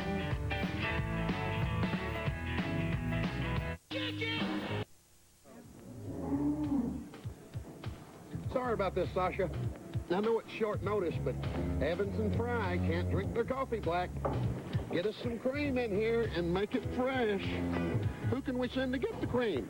Oh, Wilson, he'll get it. Yeah, great. Somebody call my agent. I've got my hands full. Did you ever hear of the 7-Eleven store, Wilson? And how about that for a cow named Sasha? Hey, I thought that was his agent. Wow. Some of the folks just take a little break here. The firemen down there hope we don't have to spring into action again a little bit later on tonight. Great parade earlier tonight. We appreciate everything that they've done. Let's take a look at the gang for this grid number 3. It's going to start out with Joseph Macagnano, a graduate of the New York College school system, which may not help him tonight. Gary Mayer in the 81 car. Ciro Shirota, the 101 Dalmatians car, is the 82, and there's Nicole in the 83 car. William Clee, second place in the big Lancaster Speedway demo over earlier, and Daniel Roszowski in the Buick. The 87 car, Chance Cirillo, works for Ford Motor Company, and James Kamich, the 95 Erie County champion. He bears watching tonight. Roger Crummer Sunrise in the 89 with the Damage Incorporated entry. And there's Frank Dalrymple, the number 90 car. Robert Kernan in the ever-popular 89 Geo. And Carl Norman, a 4-time Demo Derby winner in the 92 car. Dennis Buchek, the teddy bear out of Lackawanna. And number 95, Ken Robinson, who drives for Domino's Pizza. He'll be easy to pick out tonight. Brad Shepard out of Leroy in the 96 Ed Ham. That's Katie's pick. In the 97 car, Jason Jakubowicz. He met the family a little while ago. Big John Force fan. He told me Howard Underwood III, his favorite TV show, The Shade Tree Mechanic, and John Dingfelder. That's how they say it. Anybody with Ding in their name ought to do well here tonight. And certainly wouldn't lie about it. If the first two heats were flamers, so to speak, in horse racing parlance, this would be a stakes race. These are all former champions. In heat number 3, 12 minutes, top 4 go directly to the final. 37, this is Chance. He's got the in-car camera and big hit right out of the box there. He slams into the back of that car, and you see the 87 car right out there in the middle, trying to get some traction. Chance Cirillo, he's got the onboard camera out of Orchard Park. And boy, they're really mixing it up. There's the dog, the 88 car, James Commit, and he was the 95 Erie County champion. He'll be tough here tonight, Steve. And it'll be interesting to see if Frank Dalrymple tries to stay away from Nicole Murphy or goes out there and tries to put her out. That's Macagnano there. He's got Jay Leno and Tonight Show on one side, David Letterman on the other side. He said, if I win this, I'm going to challenge both of those guys 1-1. And see, I think they couldn't pass up an opportunity like that. No, and he practices for the Derby in parking structures, driving backwards around the pillars. Frank Dalrymple in the 90 car right there. A little pushing, little shoving. That's the Lackawanna car. Let's get down and get more on the stories from Bobby Gerald. Check it out, Bob. You wonder if Dalrymple Frank in the 90 really wants to win tonight, because he says if he does win this whole thing tonight, he will marry his fiancée. If we see him start sandbagging late in the deal, we'll know what's really going on, huh? Hey, look at the bright side of things. She's not engaged to Tim Meehan. Been engaged for 12 years. Marriage counselor, you're not, Bobby Gerald. Yes, you're absolutely right. The 90 car, Frank Dalrymple, scored a huge hit, and look at 98. Jason Jakubowicz, that's the family we met earlier. A lot of folks here in this one, and he's the guy that said he's a big John Force fan, and gee, he's kind of driving like John out there right now. Here comes the 86, and that's Daniel Richowski. That's the Buick. He's out of West Seneca, and got those classic Buick lines to it, Steve. Classic Buick lines, okay. All right, one more look at the end car from Chance. There it is. They're really mixing it up out there in the middle of the track. The station wagon there, Macagnano, and Chance trying to get a real good run, and bam, he got a nice hit there. So the camera and Chance both earning their keep right there, and both cars separated, so they kind of survived. More than we say for the 93 car, Dennis Buchek. They called him the teddy bear in the 98 car. That's Jakubowicz, and looks like he's having a pretty good heat of it. The number 82 car, Zero Shirota. Got a great look on that. If you look closely, those are 101 Dalmatians, and I went down earlier and counted them later on today. Tim's going to try to milk 2 of them. And notice these more experienced drivers are taking better care of the front end of these cars. Shirota once rode Evel Knievel bike. Well, Robbie Knievel appears here tomorrow at the fair. Maybe it was the bike all those years and not Evel that kept going into the cement walls. There's the onboard camera again. Little smoke on the water right there. See the red light on the dash. I don't believe that's good when the red light comes on. So hi, Mom. Dirty dog and all that stuff. And he's in a little bit of trouble, but not nearly as much trouble from the inside as it looks from the outside. A lot of smoke, a lot of damage, and a couple of near misses there, Steve. And the engine is not running right at all. In fact, it's stalled. You can see a panicky moment there when you had to throw it up into park. So the ignition switch would operate. A lot of these guys have wired around all of that with just a toggle switch or a couple of wires you can just wrap together. As Chance said, he once caught fire 3 times at one demolition derby. And that was just during the tech inspection, by the way. We're going to look at that again on replay, folks. There's Chance just sitting there. Well, that's kind of the emotion when you're dead like that and you're just a sitting duck. I love those noises. Somebody in the truck's got a bad sense of humor. No Chance, believe it or not, is still running there in the 87 car, and so is Macagnano there in the station wagon. We'll find out if he can join Jay Leno and David Letterman on stage, all that, and football coming up next. It's the Demolition Derby man. He's all the wreck one car can stand. So you're building that deck with Back at the Erie County Fair, Great Lakes Car Wars, there is some serious bashing and crashing going on out there. As you look through the windshield of Chance Durallo, onboard camera car number 87, he's been doing some damage, but taking some too, Bob. Steve, I got to tell you, Nicole Murphy is doing well. She's still running in the 83 car. The 87 you just saw, that was Chance. That was the onboard car. There's a car that is probably not going to transfer into the next round, but I tell you who's been doing pretty good.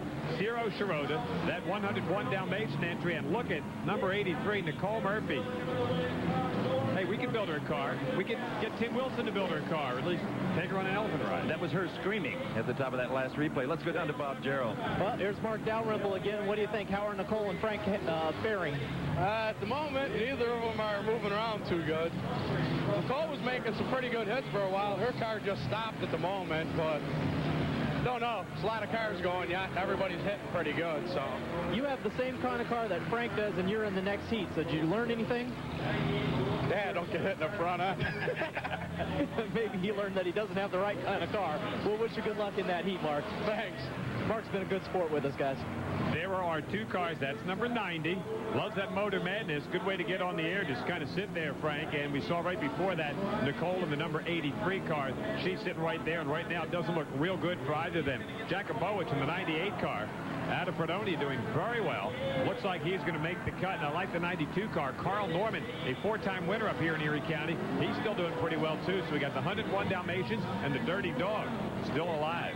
And the 88 car looked pretty good out there, too. James Kitch, who likes to race on frozen ponds and lakes during the wintertime. Let's check on Tim Wilson. Man, I'm 6'2", 220 pounds, and standing next to these two guys, I feel like just a runt. This is Mike Swinarski. Mike Swinarski. Swinarski. I'm a hillbilly. You'll have to forgive me on these names. I've already messed up 4 today. Tell us exactly what you do here, Mike. Well, we're the wreckers that pull all the cars off the track when they're done, and then we take them to the yard and crush them. So you're basically the undertaker here? That's about it. Now, do you pull parts out of these cars before you crush them? Not too many good ones left. Is there money in crushing up demolition derby cars? Maybe if there's some money in it, I'll get out of this end of it and get into your end. Well, not a lot of money. Just the weight. Just the way we sell scrap steel, that's about it. Hey, well, pull back and look at this. This is Mike Swinarski. This is going to be the heir to this fortune. The heir to the fortune. Say something, Mike. It's national television, Mike. This is it. This is the 15 minutes. Say something. We didn't set him up. It's not his fault. Back upstairs, Steve Evans. Okay.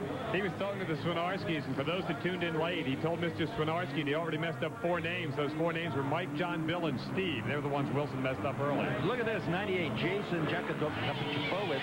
Those kids are enjoying his performance there. But I tell you, there's not much left of the rear end of that automobile. They'll need frame horns back there like we've seen in the bigger, older cars. These things just collapse. That's part of the family we met earlier in the show, Steve, and the Jakubowicz family is going to be very competitive, not only here, but a couple of big players coming up in heat number 4, including Rick, who has won this thing and was the Arizona champion. So that family is going to be very tough. They know what to do to win. The 87 car still keeps running around. That's our onboard camera, and I'm surprised that he is still alive. Well, I'll tell you, there is not a straight panel on that machine. Back on board with Chance. Look at him wheel that car. Chance needs a Brody knob or a Necker's knob. Really get that thing done like they use down in the swamp buggy races.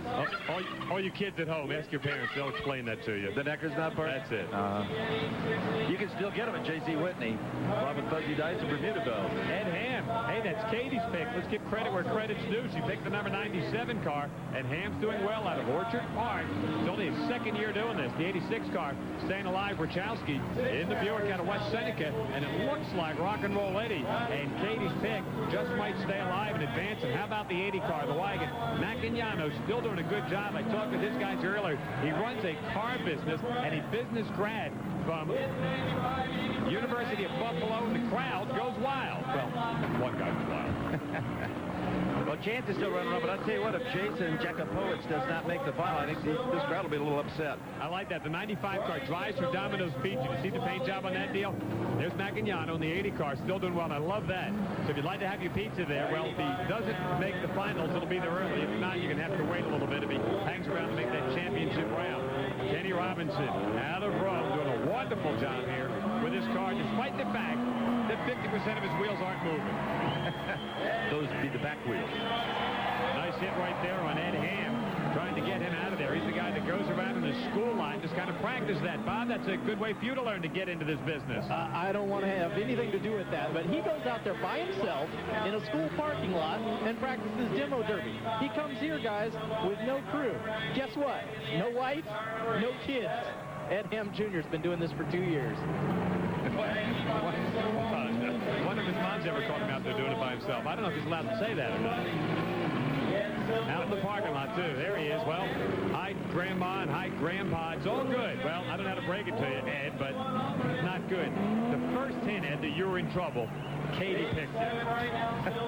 Oh, this is the worst looking wrecks we have ever seen coming out of a heat race. And I really don't know what they're going to do before the final, if they make it that far, to make them look a whole lot better. That's Nicole staying right there in the middle. She's been there for a while now. Chance Cirello has still managed to keep alive in the 87 car. And I like the Domino's Pizza car. He is still in there. And watch that 95 car, Kenny Robinson, right there. Hey, he delivers. We'll find out if we can deliver him to the finals when we come back. The meanest man driving, and that ain't no lie. He's legally blind in his good eye. He can't see much, but he can smell the kill. So you better not get caught standing still.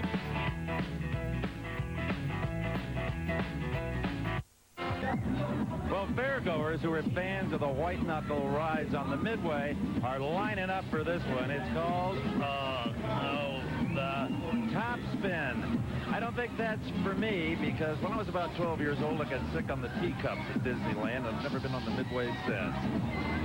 Well, we got our winners. We have winners from heat number 3, Bob Pry. Jason Jakubowicz, that was the 98 car, and that's the family machine. He's going to be tough. Jim Kimmich in the 88 car. Number 92, Carl Norman, a 4-time champion. And yes, ladies and gentlemen, the Domino's car in 95. Ken Robinson makes it into the finals. Bobby? Bob, I think we have a superstitious guy down here. There's the lucky T-shirt over the passenger seat. He's got the lucky fuzzy dice, the lucky dinosaur taped up here in the front. Jason Jakubowicz, did all those lucky things get you the win, or was it your driving? I think it was a little of both. Driving and my lucky dice and everything. What about the rear end of your car? It's pretty smashed up here now. Is that going to be all right for the final? Yeah, we should have it done by then. What are you going to do to it? Fix the back and lift it up, see if we can get it going. All right, well, wish you good luck in the final coming up. Tim Wilson? I'm over here with runner-up Jim Kimmich. Jim, where are you from? Orchard Park, New York. Orchard Park, New York. Now, explain something to me, Jim. I don't know anything about cars. Is this chocolate syrup come out of this? What is this down here? Tranny fluid. I bypassed the lines. I ran them on underneath the front tire here. So if I got hit in the front end, the tranny lines wouldn't crimp, and I'd have tranny fluid still. But obviously, I got hit there, and it's all leaked out now. Well, this thing smells like it's about to blow up here, but is whatever this is on the ground fixable? Oh, yeah, definitely. It's definitely fixable. It was running a little rough when we were lining up. I think the fuel filter's plugged, but it should be I should get it back together and ready to go. Well, good. Well, good luck, Jim, and congratulations. Thank you. I wish that was chocolate syrup. We could put it on the ice cream that Tim's going to make for us later with the milk that he got from the cow. And back in Charlotte, Katie, Steve, ask your guy what they can do with these small unibodied cars between the heat and the main event to try to make them fit to fight again. They look totaled. That's exactly what we asked a little bit. And Tim, what was your reply? Well, they're going to end up having to do a little bit of pulling here and there. Yeah. A little torch, a little hammering. a little noise. Yeah, they don't actually run back to the Winston Cup garage and, hey, let's put a new this or that on there. They just get the torch out and a little trimming. We got a little strategy thing we're going to build up. That's let right. you know what exactly has to be done if you're going to plan on being a demo derby driver. Here's where you're going to learn all about it. Up next, in Motor Madness.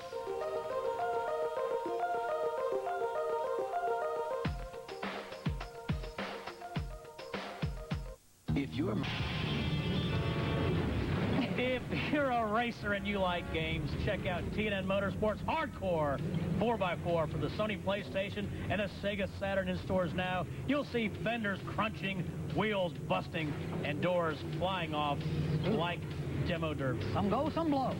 Well, if you want some more information about TNN Motorsports Hardcore 4x4, you need to check out TNN's website.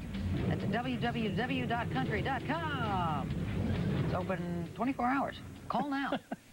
All right. You know, demolition derbies, they seem like a pretty basic sport. You know, the last car running, it wins, right? Wrong, Katie. They don't calculate fuel mileage. Chassis setup isn't a factor. There's no such thing as tire compounds or tire stagger. But that's not to suggest the last car running has done so by pure luck.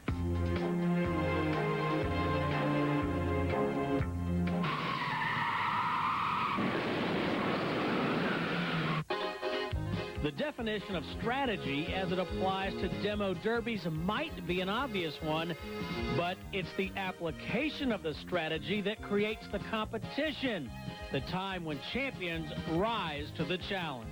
It's wild. It's every man for himself. Just go out there and beat and bang till the last one's going. Every man's for himself, so I guess you could consider it a war. Keep your car running and hit them hard. You've got to protect your radiators.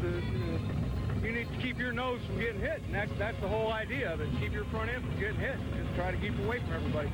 But you got to hit with the back of your car, you know, so you can take your competition out. Hope that guy don't get me. I hope I get him first. Okay, now that we have the concept down, what's the best weapon when executing your demo derby strategy? Well, you kind of look for, you know, a real heavy, older car that's you know, halfway decent shape, that, you know, it's not rusted out real bad, and preferably get one with a big engine and a good transmission, and, you know, just hope you can, you know, outlast everybody else. Oldsmobile station wagon, if you can find one. 79 wagon. That car there has leaf springs, and as it hits, it bends up usually. And that absorbs some of the shock for him, and then it goes for you. Well, now that we know what to do and what car to choose from, one big question remains. Why? It relieves stress. Well, I was involved in some bad accidents when I was a kid. Where else can you go out and beat everybody up and not get in trouble for it? That sums it up right there. Yeah, and then you go get smashed after you win. Demolition Derby. I got it. So, how do you practice? That's what I want to know. By doing it. Just being there, that's it. Yeah, but it didn't much practicing, too. Other than just entering the derby and going. Terry, they said that guy went out by himself in a parking lot and practiced. What is that? That I don't know, and I think beat on some buses or some poles.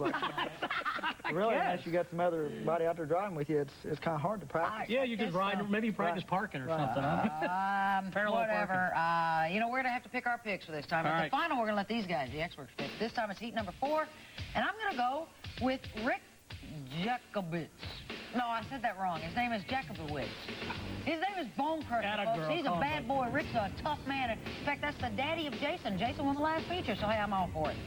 And I'm going to go with Wayne Clemens in number 17. I understand he's racing with a steel plate in his right hand for punching or from punching a deer. What? That right there, he's all man. That's why I got to go punch the deer. He's got a steel plate in his hand. And you appreciate that?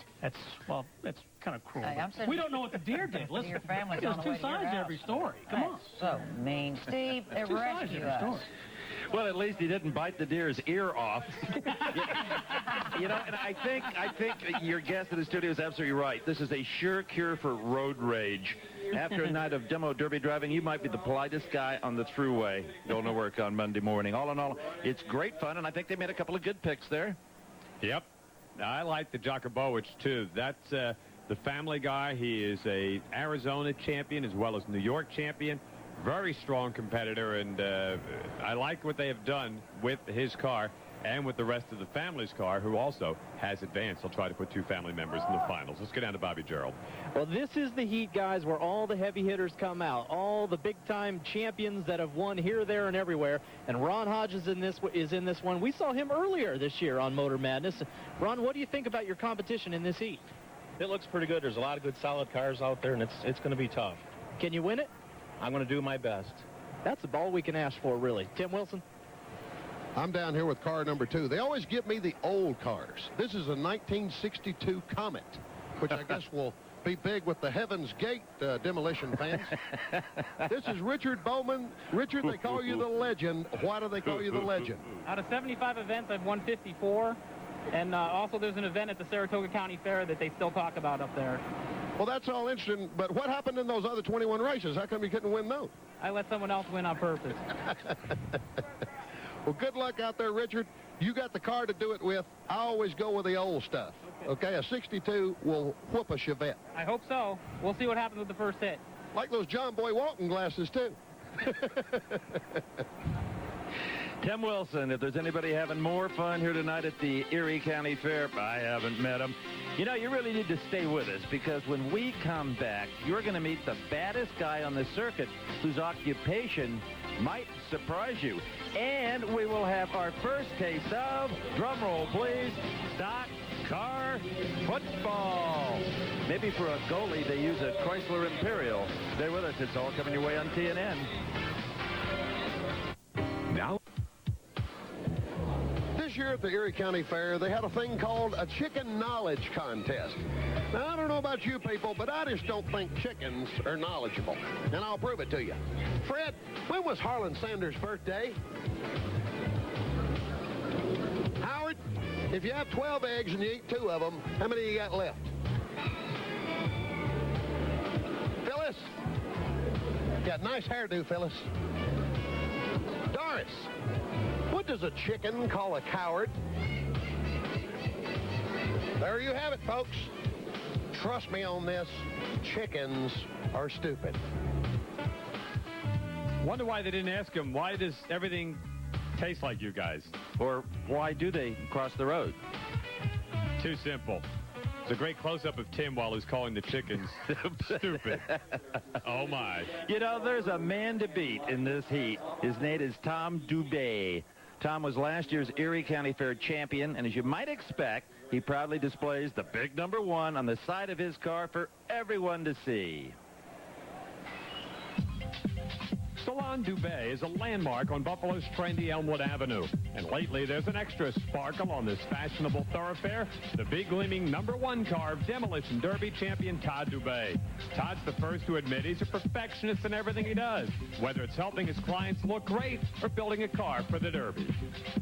You know, I make sure that with the client's hair and with the car, things are done a certain way. And I feel that's very important. Anybody can be mediocre. You do not win Demolition Derby on luck. Yes, there's a little bit of luck, but it's the setup and it's the dedication to the sport is why so many of these guys across the country have gone on to win. We're out there to be competitive and to have fun and to win. That's what makes it that much better. It makes that ride a little bit longer. You know, just having that car chugging along at the last couple of minutes, knowing that there's yourself and maybe a couple other people, that when you're out there, there's nothing like it. You just can't. You know, it's not racing. Everybody says, well, you know, Demolition Derby. But Demolition Derby is just such a great sport because it's just so great. You know, it's excellent. To be out there and to be the champion demolition driver, it says a lot. You know, you can never take that away from a person. They were the guy that lasted the longest. They survived the longest. They set the car up right. If the car looks good beforehand and it looks great when you're done with it, then you know you've had a successful day. Well, Todd has proof positive that not all hairdressers drive Miatas. If you're sending letters, that was Evans, E-V-A-N-S. Oh, baby. Hey, let's get set and take a look at the field here. We got some great hitters in this. I mean, this one is loaded. And the number 1 car is Todd Dubé. He's the 96 champion. Richard Bowman, the 94 champion in the number 2 car. Eddie Ham out of Orchard Park won this puppy back in 1993. There's that Dalrymple guy. See how he does here. 10 years on the circuit. In the 5 car, it's the Hog. Gary Hubert, the 91 champion. And Sean Juzanowski. Hey, I don't write him. I just read him, folks. He won here in 89. In the 7 car, Tom Dolan, 35 years experience. Tom Merle, they call him the Taz, in the 8 car. Daphne Shepard out of Leroy, New York, the 1996 Genesee County champion. And the Binzer, Chad Benner, running the A&A limo car, the number 10 car. Over 200 heat wins for the number 11, Jesse Underwood. And Ricky Sensabaugh from Waverly, the 94 Tioga champion. Andy Glaze runs out of Pennsylvania, winning Derby since 1974. And crazy David Lee Snellbaker, he's the guy driving with a Derek Cope fire suit. Honest. Number 15 is Ron Hodges is out of Memphis, Michigan, the big hitter from the Midwest. And Paul G. Dew, again, I don't write him, folks. That's the way he says it. In the 17 car, Wayne Clemens. Number 18, Rick Jakubowicz from the family, my pick. Here, it's Joe Tomaszewski, number 19. Rick Winnard from Hamburg, New York, second overall here in 95. David Clemens, multi-time champion in the UFO car. And Rene Gonzalez, the in-car camera, number 22. And Carl LeBaron, number 23. Matt Biscardi out of Liberty, Pennsylvania, rounds out this star-studded field. Now, they're all past champions, but not in cars like these that require apparently a little different tack. These aren't the old big station wagons from the 70s. These are cars of the late 70s, 80s, unibodied cars, front-wheel drive, many of them, only 2,600 pounds. A different art here. Todd Dubé, our number one guy, never got started.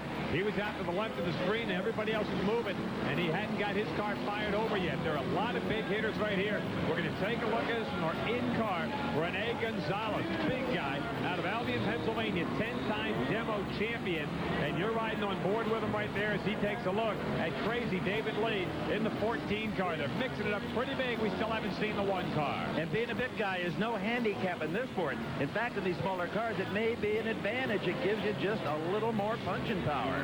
David Clemens in the 21 car. There's that 14 machine, that crazy David Lee Snellbaker. And there's the number one. It says Dentney on the side. A classic 62 Valiant Steve with one of those I'll Run Forever slant 6 engine. You're big on those Chrysler products, aren't you, Fry? Well, hey, change the oil every election year, and you can't miss. Mark Dalrymple, there's the number 4 car. We talked about the rest of the Dalrymple clan early. He's going to try to see if he can advance here. Running out of Orchard Park, he's the 93 champ. Nice move right there as he just got out of the way. Richard Bowman in the number 2 car, really getting slammed all over the place.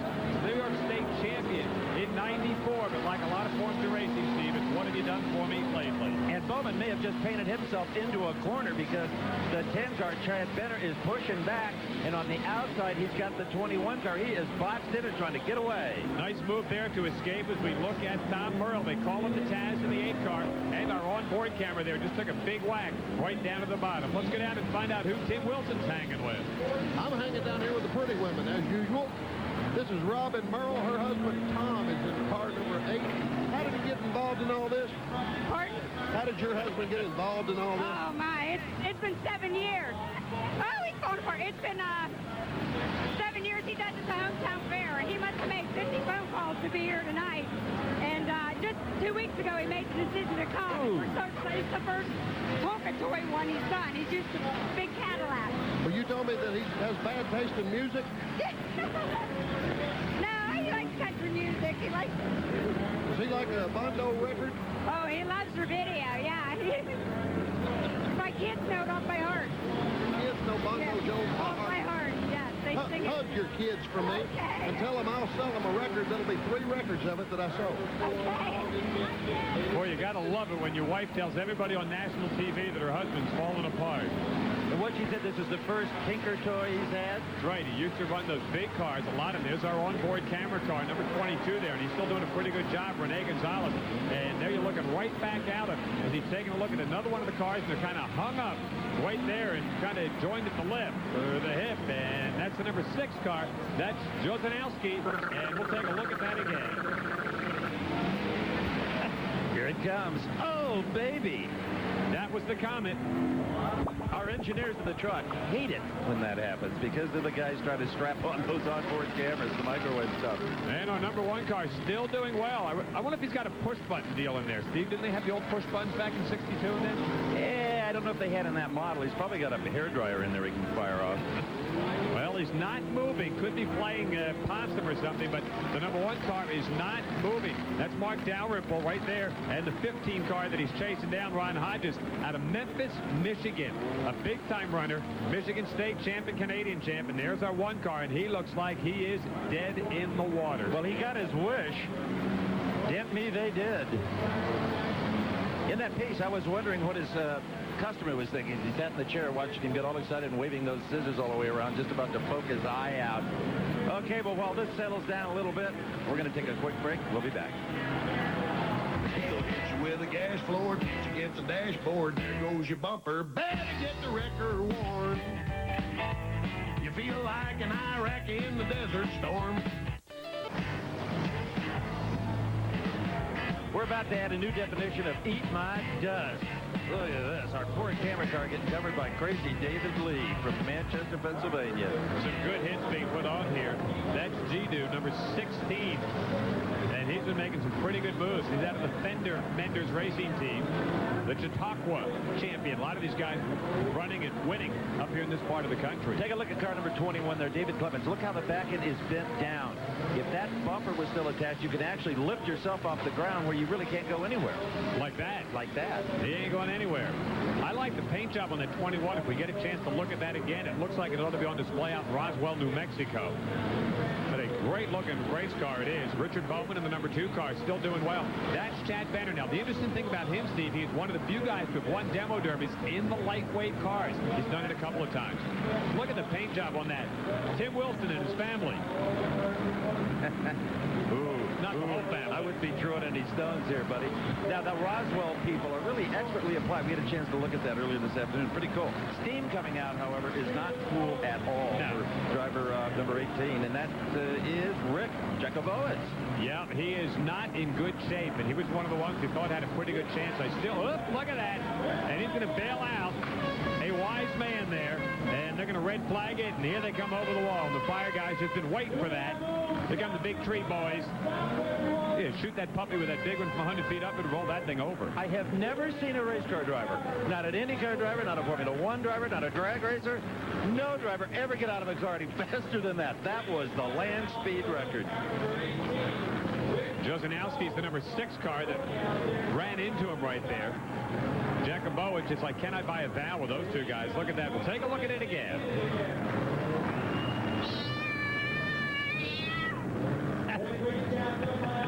Looked like John Force a few years ago in Columbus, Ohio.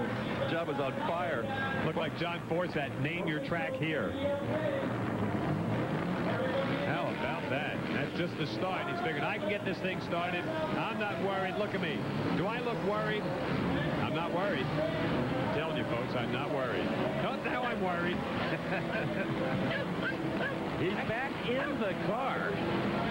Fire up. He's ready to play. Will it start?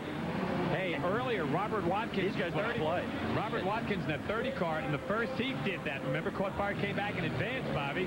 Well, this time, nobody told Rick to get back in the car. He did it all on his own. He was on safe ground way back over the wall by the firefighters. And then, when they put it out, the firemen couldn't believe it. He ran, jumped back in the car, and got the darn thing started. Darndest thing I've seen this year. Oh, come on, we were having our fun. Come on, let's have another one catch on fire. They'd have seen him, they'd have hit him with that hose.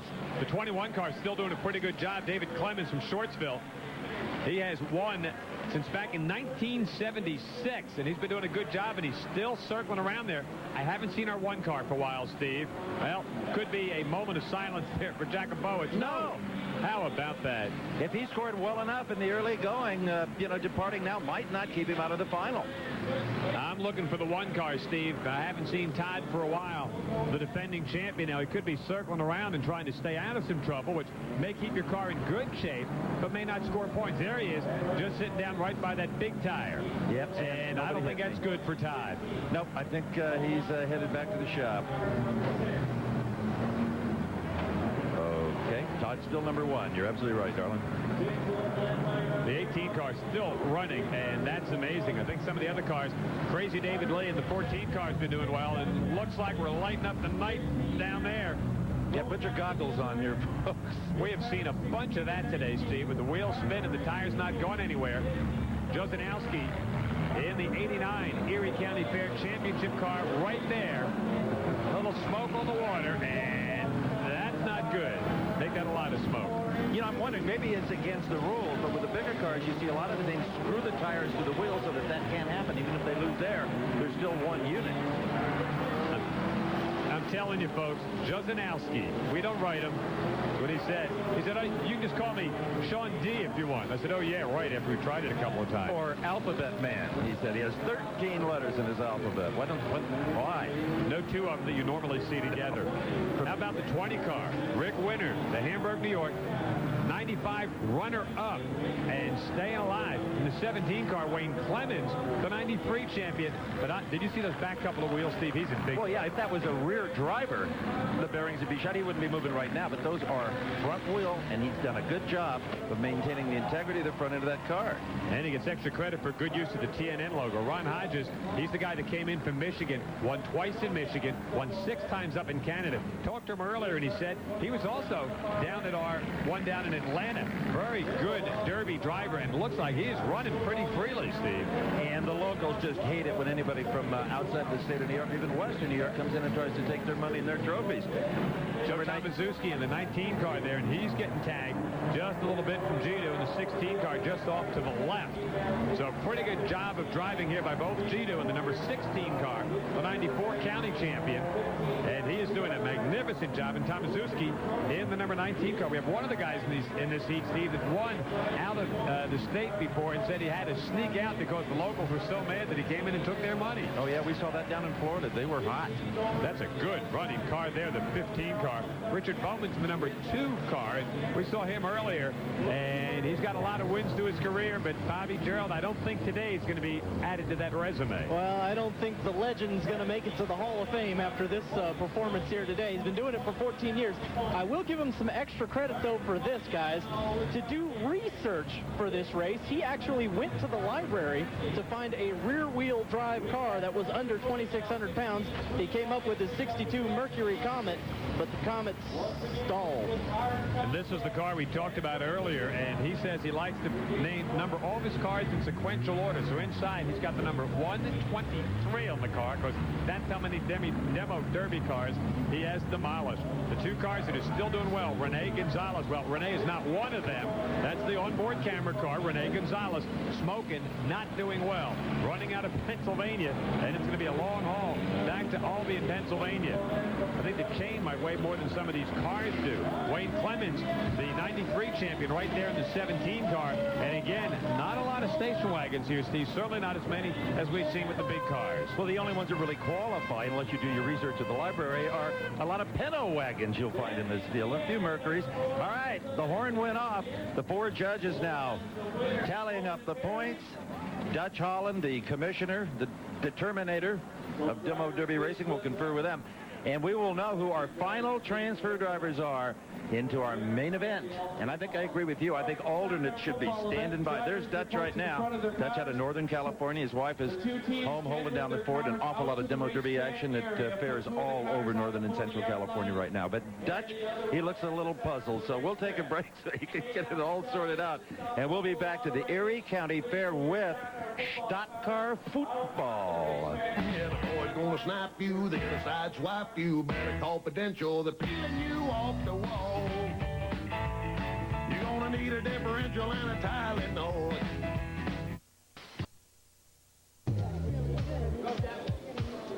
The Erie County Fair has hundreds of commercial exhibits, but my favorite, bar none, has to be the rubber band fun gun exhibit, ladies and gentlemen. That's right, they have handguns, some sort of crazy-looking German World War II model. You've got the rifles, you got your cans to shoot at, and of course the famous 144-shot rubber band Gatling gun. It unloads in 20 seconds, takes 30 seconds to load. It kind of hurts from this distance. I know what you're thinking. Have I shot 144 rounds or only 143?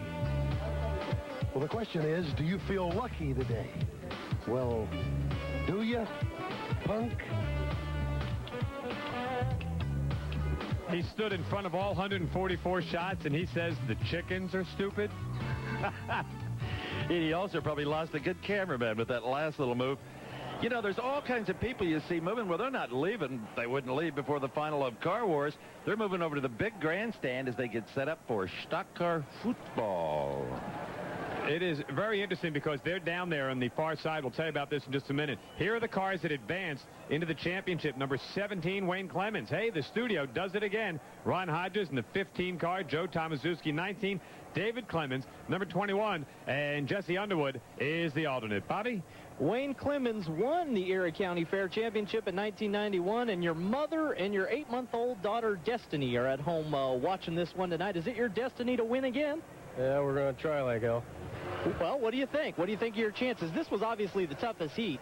Yeah, well, there's a lot of, all the guys out here are champions, and everybody out there just got nice cars. They're set up right, and it's going to be tough. The damage doesn't look very bad to number 17. I think Wayne Clemens is going to be awful tough in the final, Tim Wilson. Well, I'm down here with Todd Dubé, the mad hairdresser. And, Todd, you had some problems early. I saw you working on the car practically the whole race trying to get him started. What was going on? Well, what happened was we lost the throttle linkage because of the age of the car. That was one of the things that we overlooked that we should have done something to, but we lost it. So I tried to get underneath the dash and fix the throttle linkage. We spend a lot of time working on the cars. We take it very seriously.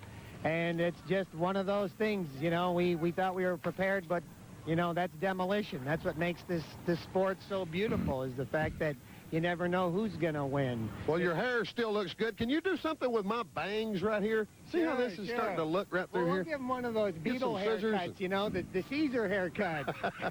Me and George Clooney? Yeah, that's it. Well, good luck next time, Todd. Thank you very much. Thank you. I'll pay for it if you give him a mohawk. Oh, well. Well, actually, Troy will split it with me. No, I don't think so. Well, they're kind of moving them all over. We got that football coming up, stock car football all coming up, and I know that if football's not shaped like that, Katie, and leave me alone. Pick on somebody your own size. But this is the way we're going to do it up here at the fair. So there. There's going to be a kid coming up. Boy, that is some I think nice the stuff studio right guys there. are 1-1 so far. Katie and Steve both picked a winner so far. Yeah, right. Wayne Clemens. I picked a winner? The deer hunter, Wayne Clemens. The deer hunter? Right there. Don't tell me he's the guy that jacked a deer's jaw. Yeah, he's a steel plate in his hand. You got to cut that out. You're going to get the PETA people on us. Oh, I have a dog at home. Yeah, well, it's not a deer. No, it's a dog. So anyway, yeah, we've got the fire company outside. We've got an ambulance outside ready to transport you to the hospital after you get hurt. Yep, there it is. Yeah. See, not to be outdone by the crews in Buffalo, the Charlotte's finest. The fire department is here. Tim's going to put some heavy metal to me, but I think I'm ready. Uh-huh. Yeah. I think I'm ready, Tim. You're ready. All right, man. Katie said she might climb in the car with me. What to help? What? I doubt it. You're making stuff up. I don't know you that well. All right, here's what we're going to do. I want you to look at these guys and check this out now. Watch this car number 66, or 60, well, Three. They're all 60. But it's Jay Carrick Connor. Jay's his name. And let me make some fun. Here's where they have big impact there. Now watch this guy. He is going to come through here and go down there around there and go through that white blob and then come around here. Now watch it. He'll go around another car, a 66 car. 69 slipped up there. Yeah, let me get that off of there. Yeah. And now, hurry up, you're going to watch miss this your impact. incredible impact. That's where it all happened, right there. Sorry. Boy, this is kind of fun. I As like John this. Madden would say, boom! I knew you had a fantasy about him. All right, well, there you have it. We'll be back in just a couple. There's my ride. Yeah, that ride's going to get burned. Ladder number 26. Thank you, ladder number 20.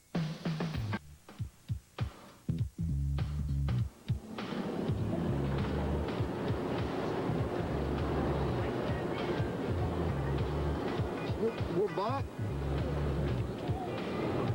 You people got 2 minutes to eat during the commercial break. I got to get this in 20 seconds. We're back.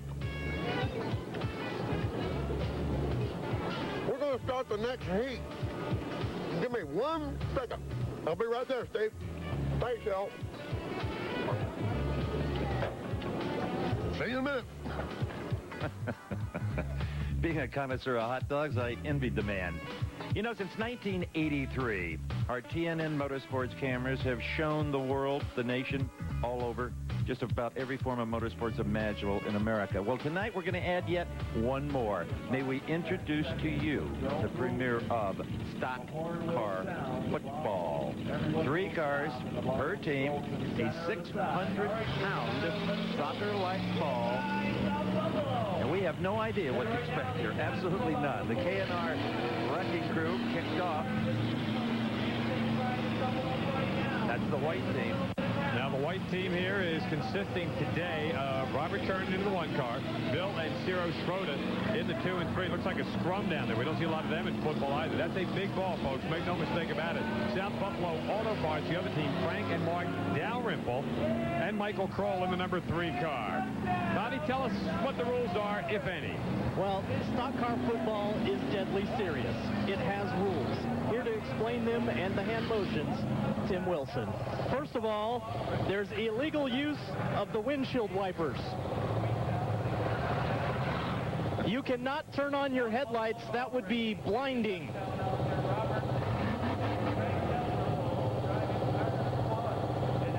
There is no bumper checking.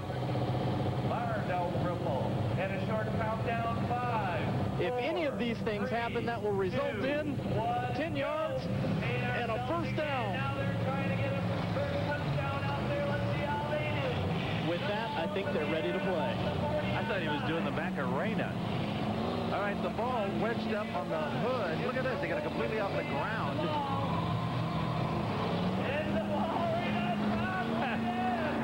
What a move! They actually had one set up as a goalie earlier, and they're going to try to get it through the opening down there.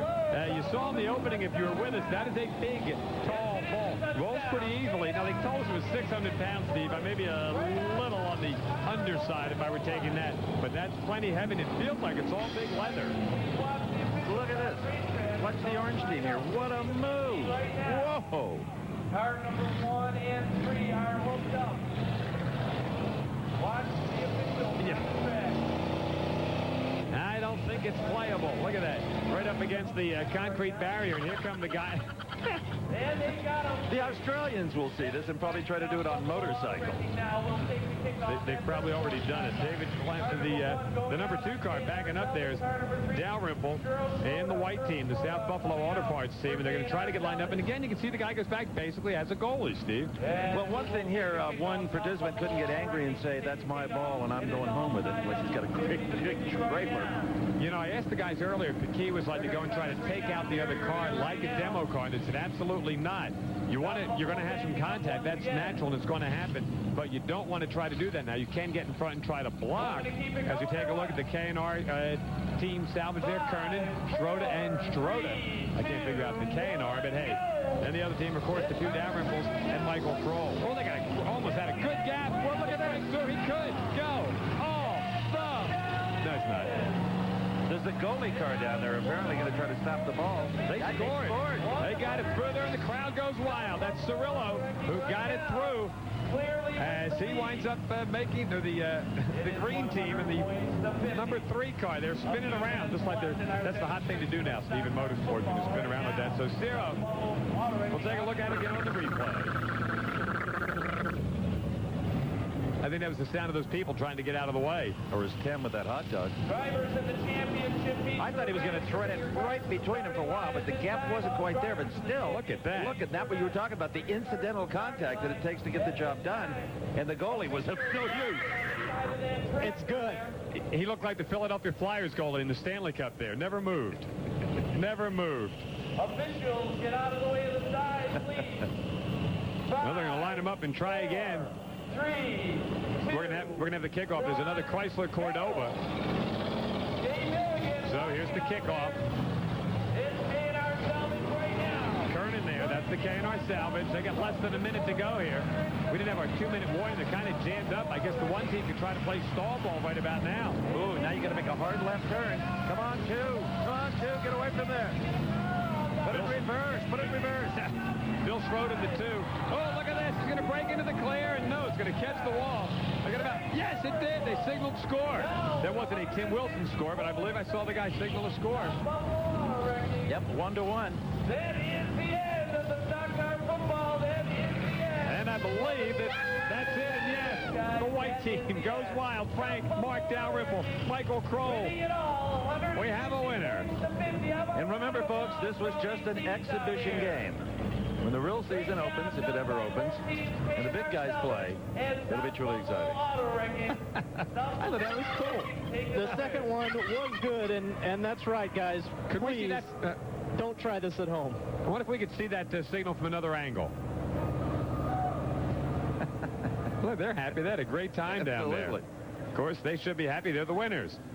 So the Buffalo Auto Parts gang with a great job here today, and congratulations also to the K&R Salvage. Well, we're going to see who managed to get their babies bang back together. We got the finals, the Great Lakes Car Wars, all coming up live on TNN Motor Madness. Derby man, he's all the wreck one car can stand. And every woman here is a Bondo fan.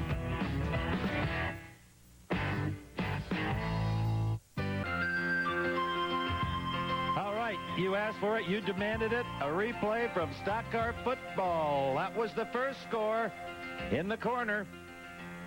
This is a great move here, Steve. Yeah. I mean, this is really neat. Reserve.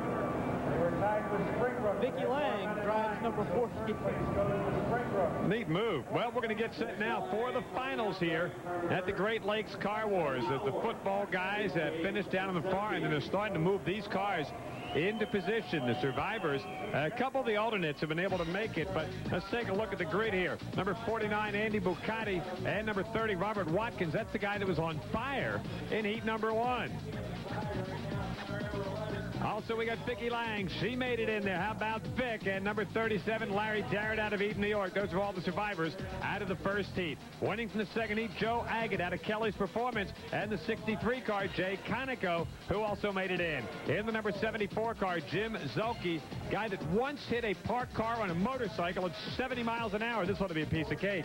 And the 59 car, Tony DiCarlo, the Boneyard Wrecking Special. Out of the third heat, Jason Jakubowicz advanced in the 98 car, the Brute Force guy from Pierce Auto, and 88, Jim Kimmich, a former figure 8 champion. Number 95, that's the Domino's guy. It's Ken Robinson and Chance Cirillo. 87 should have our in-car camera on board here in this one. Out of the fourth heat, Wayne Clemens, the 91 winner, looking to double up right here for his daughter Destiny, the world's fastest moose hunter. That's what he said. And 15 is Ron Hodges. Number 19, Joe Tomaszewski, who works for the Johnson boys. Ford Mercury right down the road. And David Clemens, number 21, driving a Cadillac Cimarron, rounds out the field. Let's get more on the story with Bobby Gerald. Well, Vicky Lang has made the final, and she has her helmet on right now. We asked her to take it off, but she said, I can't take it off because it came off 5 times during the heat race. And so you taped your helmet to your head on the inside. Is that true? My crew members wrapped it all around. They put padding in the inside. It's a little too big for you, huh? Oh, yeah. So this is not your helmet. No, it's my mom's. It's your mom's helmet, and your mom has a little bigger head than you. Yes. What do you think about this final here? Vicky, can you win it? I don't know. I'm scared. All right, we're going to be wishing her a lot of luck tonight. Her husband, John, is down here watching, and she has a handprint on the side of the car from her daughter, age 7, Amber, and Johnny, age 6. It says, good luck, Mommy. Well, of course she's scared. She's about to be in an accident. Maybe 20 or 30 of them. Right now, let's go to the studio, and this is no accident. Let's see, what do we like? Who do we like from Charlotte, huh? I'm not picking it. My picking days are over, Steve, so I'm going to hang it up and give it to the experts here. Terry Fannin, you're an all-star in Demo Derby. Who do you like in the big show? I would say Ron Hodges, number 15 car. All right. All right. All right, let's move over to Tim Heffley. What do you say, Tim? I'm going to let Bob Fry pick for me. He picked me to win, and I think he's got a good eye on the cars, and we'll just stick with what he's what did he say? Let's find out. All right. Well, all right, then. Fine. Don't commit. You're worse than me. Bob Fry makes the pick. Don't lose if I don't commit. Steve, who does Bob pick for this race? Do you know? I don't know. Let's ask Bob. You guys did a great job back there, by the way. I like the 17 car. I like Wayne Clemens. I like the 98 car, Jason Jakubowicz. I think Jason's got the style. I think he's got the guts, and I think he preserved his equipment better than most. And we look forward to seeing both of those stars who are back in the studio tonight when we get down to the finals. Well, let's see what kind of animal, vegetable, or mineral Tim Wilson's got with him. Hey, I feel like I'm in a Cheech and Chong movie right now. This has to be the most unattractive driver we have today, but my favorite, Chance Cirillo. Chance, is anything wrong with this heap, or is it still running? No, I got a good pit crew. They got the car going again. I found out I was wrong. The choke was coming out. I'm going to win this thing. Even if it looks bad, but it's going to do good. Oh, you've got your Michael Jackson glove and your Sergeant Schultz hat and the bad goatee. You think you can win this? Oh, we're going to try. We're going to try. 62's going all the way, baby. Hey, Tim, there is no such thing as a good goatee. Oh, man, that car's for sale by the pound probably when this is over. And Dutch Holland, the Determinator from Northern California, says, that's it, boys. I'm tired of your act. Let's light them up. Let's fight. Somebody did not make it, Steve. As hard as that may be to believe, these are the winners. Amazing. So we're going to wait and see who is getting in. We got a couple of the drivers. Now, the 35, Bill Click, may make it in. He was the alternate out of heat number 1. And Jesse Underwood, the 11 car, was the alternate out of heat number 4. So they may make it in because 2 of the others didn't get in. As we're going to take a look right across the field there, that's Larry Darrett, the 37. There's the Determinator. How'd you like to get on his bad side? Who Dutch did this for 30 years, still will occasionally. Now he's a promoter in Northern California. Well, as they bring the alternates out and form up this field for a 12-minute final Car Wars battle, we'll be right back after these messages here live on TNN. You better tighten up your seatbelt. Hope your motor don't melt. Better get ready. Ooh. Could be a television cameraman, a highly paid, highly traveled TNN Motorsports cameraman, and be up on top of a 100-foot ladder courtesy of the Hamburg Fire Department. That is Chris Cool. He got a job I don't want. I'd do heavy lifting before I'd go for that. Chris, they ain't paying you enough, son. Let me tell you, to do that. There's kind of a look at the grid, and we're going to get set to start, and we should be able to see this whole thing start to finish here, and it's going to be very interesting, Steve. There are some nasty-looking cars out there, and a couple of them I don't even think are going to get started. We'll talk more about that in just a little bit. That's the Domino's Pizza car right in the bottom part of your screen right there, and the 37 car, Larry Darrett. That's that K car, and he got a hit right off the beginning. The in-car camera, 87, that's Chance Cirillo, and we'll take a look right there as he made a good hit in the very beginning and then took one from the back. He is still struggling with that shifter. I think got to arrange something manually, just forward and reverse, low and R. And there's a whole other mindset here right now with Chance and everybody else. You don't have to save anything because the promoter's going to own this heat when it's done, and you're going to get a $20 bill. Watch this. Here he comes on board. He's going to get a super there. He took out Tony DiCarlo in the 59 car and the number 49, Andy Bucati. Both took a hit right there. Bucati, by the way, a big Jeff Gordon fan. The number 21 car kind of getting spun around a bit. David Clemens, that Cadillac Cimarron, and still alive. Let's go down for an update with Bobby Jarrell. Well, one car that's in the middle of the pit is the 30 car. Robert Watkins, you're out of your car. What happened? How come you didn't get the start? Well, it was on fire the first heat there, and I burned out some wires. It was just too hot when I come back out. I lost the radiator, got back to here, and that was it. It's all done. If you can't win it, who do you think will? Probably 19 or 15, I'm not sure. Both of them are big, good cars. All right, there's a guy who certainly should know. And just think, Robert Watkins passed up an appointment at Salon Dubai to come out here and compete today.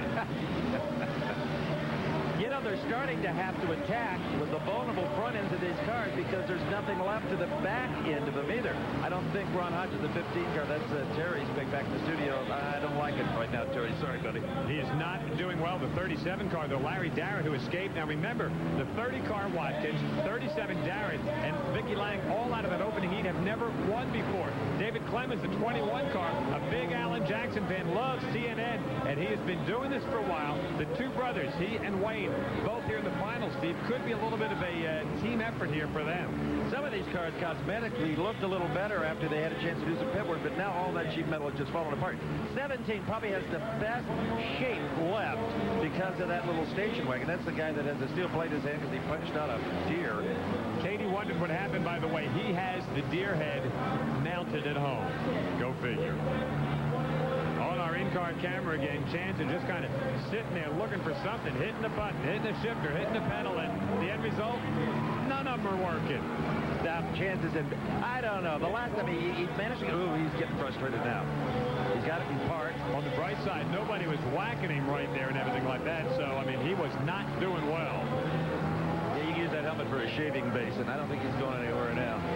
Look at the rear end of these cars, though, Bob. Without any frame, I said before, they're starting to look like dune buggies. Tom Mazurski's looking really good there. He's the number 19 car. He's having a pretty good run of it. There are only a few cars that are still having some good motion. That's Wayne Clemens, the 91 winner. He is the moose hunter. He's a guy like moose hunting and softball. What a combination. I think it'd be funny if the deer had the guy's hand mounted at home. Still trying to keep alive the 75 car, Joe Agate, the Kelly's Performance entry. He's the guy that came out of heat number 2 as the winner. And still the 21 car doing very good. The Clemens brothers doing extremely well. They could come up and wind up matching up for the 1 and 2 spots. He's got a real good shot at this. The reason they're starting to hit with the front, as I say, there's nothing in the back. If you knock that rear axle out completely, you're not going anywhere. You're just driving the front wheel sled. David Clemens, that's the Cadillac Cimarron. Is that the caddy that zigs? Look at that. And he's the one that's got all those cute little cartoon figures all over that race car. Well, he did at the start of the day. It's starting to look like modern art. You know, in Manhattan, they put that thing on a concrete pedestal and call it the yellow Chevette. Is that the Guggenheim? The Guggenheim, that's right. We got some big problems right there, and you can see the 49 driver not happy. Bugatti, big Jeff Gordon fan, an engineering student here in New York, and they're kind of all piled up right down there to the left. Quietly, Steve, quietly, the Domino's Pizza car still doing well. Doing his impersonation of Old Faithful right in the middle of the pack. And Vicki Lang in the 48 car still moving out there. It's the red, white, blue car. It'll come in just to the left of our picture, I believe, but she is still running and still got a chance to win this. Also does Joe Agate in the 75 car. And how about the Dalrymple brothers, huh? I bet they're buying the pizza tonight. Vicky's in the final and they're not. Look at that tire. What a mess. Wayne Clemens, the 91 champion. I believe that was Conrad's pick to win it all. The guys that race harness horses on this track are not appreciating that at all. That's Vicki. I told you, she's still doing a wonderful job. We got some fire coming out of a couple of the cars out there right down from the wheel area. 2 cars that have fire. Tony DiCarlo, Jesse Underwood, 59 car. Yep, Jesse's got some problem as well. And it might be time to bring out the boys with the hose. Jesse, buddy, you created your own problem here. Man, trying to get out of that thing. And Bill Click also having some problems. That's the Grand Island, New York runner, home of Paul Gass, big motorcycle racer. And that's going to cause a lot of trouble. Watch how the fire started. We'll see it again. This gives a whole new definition to burning rubber. Burning everything. So that smoke we thought was steam was white rubber smoke. The wheels spinning within the tire. Absolutely, that's scream too. 59 car, he's got no idea, no clue what's going on. He's about to burn to the ground. Actually, the scream wasn't from that. It was the hairdresser. Just got to look at Tim Wilson without his headphones on there. The 19 car still doing well. Tomazuski and Clements. We got another fire. There's a lot of folks that are really having big-time problems out here. Bugatti, right there. Oh, yeah. Fire on the left, fire on the right. Stand up, sit down. Fight, fight, fight. It's not like we don't have enough firemen. That's coming out of Bill Click's car. He's going to climb out of the front there. Hey, Hamburg Fire Department, send the hose up to Chris Poole, our cameraman, and he will there. And from my list of guys there, look at that, huh? Right off the... That was amazing. Everybody's bailing out. I don't know if that was the horn to end this thing or not, but if it did, I like Wayne Clemens. I like Tomazuski in the 19, David Clemens in the 21, and also Vicki Lang kept running. Watch that one again, gang. Oh, yeah, it really got big. That's the red flag out there. They stopped it for this fire. But I like the manner in which this fire was extinguished from overhead. So cool. I just love it. Get to test all that new stuff out there. Bill Click's not impressed. Well, I guess he should be because got those safety folks there. I mean, they get really... Steve, we haven't seen this many fires on any of our demo derbies. And we thought we were overstocked with firemen when we started the show. We had just if you could tell... Okay, Bobby? Andy Bugatti, who drives number 49, is standing right behind me here, right behind his number 49, behind the black tires. And Andy, what the heck went wrong there? And are they ever going to get this thing put out? I don't know. I lost reverse again. I was stuck up against this car here trying to put it in gear. You know, put it on fire. I wanted to start my car on fire this year, but... Stay in the car next time until we tell you to get out. That was one of the firemen right there giving him a little safety tip. What'd you think about that safety tip, Andy? I didn't approve of it. Didn't approve of it? Well, it is probably a pretty good idea, though, to bail out there when it's on fire, right? And see if it still runs or what? Yeah, I don't know. I'm going to side with Andy, actually, on this one, guys, just because I saw the red flag come out, and then Andy bailed out. Andy was watching the red flag before the fireman, right? Yeah, I saw the guy on fire next to me. I thought they were putting his car out. Let me tell you, Andy, your car's on fire. Glad to see you're all right. Sorry, I was just saying, Andy, if your car's on fire, don't wait for anybody to tell you to get out. That is words to race by and live by. 75 is still somehow managing to get around Joe Agate. And so's 21, David Clemens. Now, there's Wayne Clemens. Yeah. And I don't believe he's going to be around for the bell. Well, he was looking good early on, though, wasn't he? Whoa. He's the guy that had the big problem with the tire there that used to be there. Some of these guys had snow tires mounted early on. Guys, snow tires, some of those are still moving. Well, the 93 champ, I don't think he's going to be a repeater right there. And still out there running. The 19 is Tomaszewski, and Wayne's brother in the 21 car is still doing good. Now, we're going to take a look at that fire again from a couple of different angles, they say in the biz. Why? Because we can. So this was the tire smoke. Right now, drivers starting to get a little bit concerned, but everybody's pretty much locked together. A lot of smoke. Wow. Tony DeCarco on the left-hand side in that 59, he'd have probably got out of his car if he didn't know how bad it was. That's Bucati right there in the 49, the guy that bailed out, and then the fire guys came and said, don't get out until we tell you. I guess it's like more exciting to go out and rescue them while they're there. Bucati said, look, another 20 bucks up in smoke. And what's a little scary is a lot of these cars still have the rear-mounted gas tanks. Some have the remote tanks, the outboard motor tanks, but they're not required to, and I think maybe that's something they ought to take a pretty good look at. Just heard one of the fire guys over there, and he said, they do. Cool. That was Bucati running for higher ground. The 19 car, Tomaszewski, works for the Johnson Boys Ford Mercury dealership, and they got to be proud of their boy. You know what just kind of occurred to me? Ralph Nader would not like this sport. It's not something Ralph would get into. Ralph doesn't like anything. Even Ralph. The 75 car is Joe Agate. He's doing well. He was doing well. And Dutch, the Determinator, they're getting set basically to put a halt to this. He's looking at guys that are still making the hits. And Steve, I got to tell you, Tomaszewski in the 19 and Clemens in the 21, I like both their chances. Well, you know, it doesn't have to come down to the last car moving, not on TNN Motorsports, but this one almost did. And there's the guy with all those little aliens on the side there. The pride of New Mexico. We'll come back and crown the winner of the Great Lakes Car Wars next. It's the Demolition Derby. He's all a wreck, one car. With Bart. Well, the Ferris wheel will spin far into this still beautiful, warm western New York evening. As for Car Wars, well, that's come to a conclusion. Who won? Well, we're about to tell you. Joseph Tomaszewski, the 19 car, and one of the Clemens boys, David in the second slot, Jason Jakubowicz, number 98, Joe Agate, 75, and Andy, I'm bailing out of here, Bucati. Winds up in the number 5 slot. Let's go down to Bobby Gerald, the winner. And Joe's wife, Tammy, still has her fingers crossed. You can uncross him now, Tammy. He's won. He's won. He's the Luke Skywalker of Demo Derby. Yes, he won it.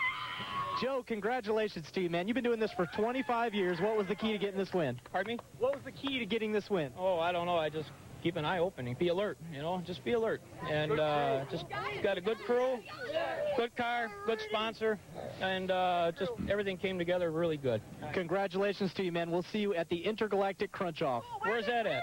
Well, that's to be determined. It might be on Mars, but we're going to figure that out, all right? Be there. Thanks, John. They said they'll be there, even if it is on Mars.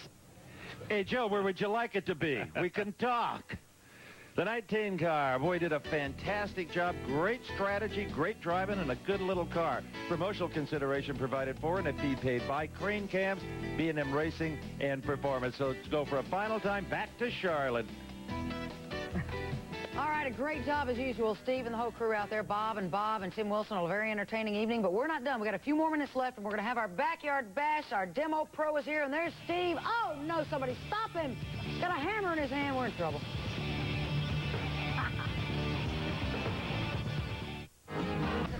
Pro, of course, Terry Fannin is things here, and I promise you the backyard bash is going to happen.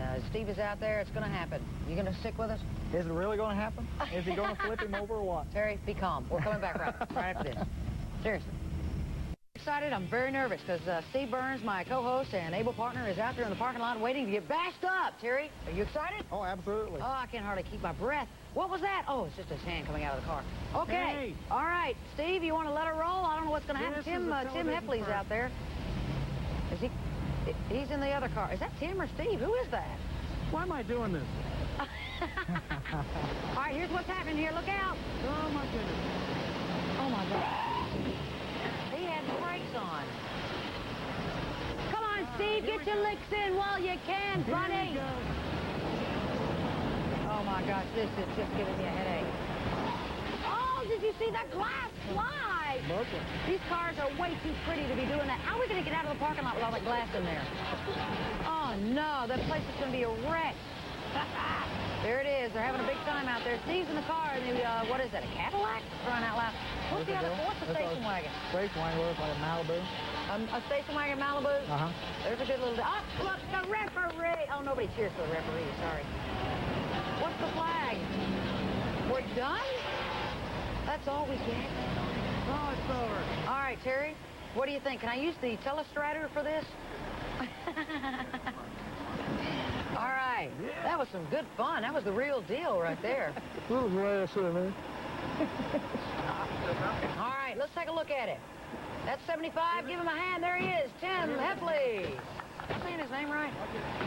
All right. Here's what happened. Here's the car. Number 7. This is Steve. Is that Steve? Yeah, Here he comes. Steve. Look for the impact. Here. There it is. Oh, whoops. Sorry, I was a little early. And This there thing goes is the just... glass.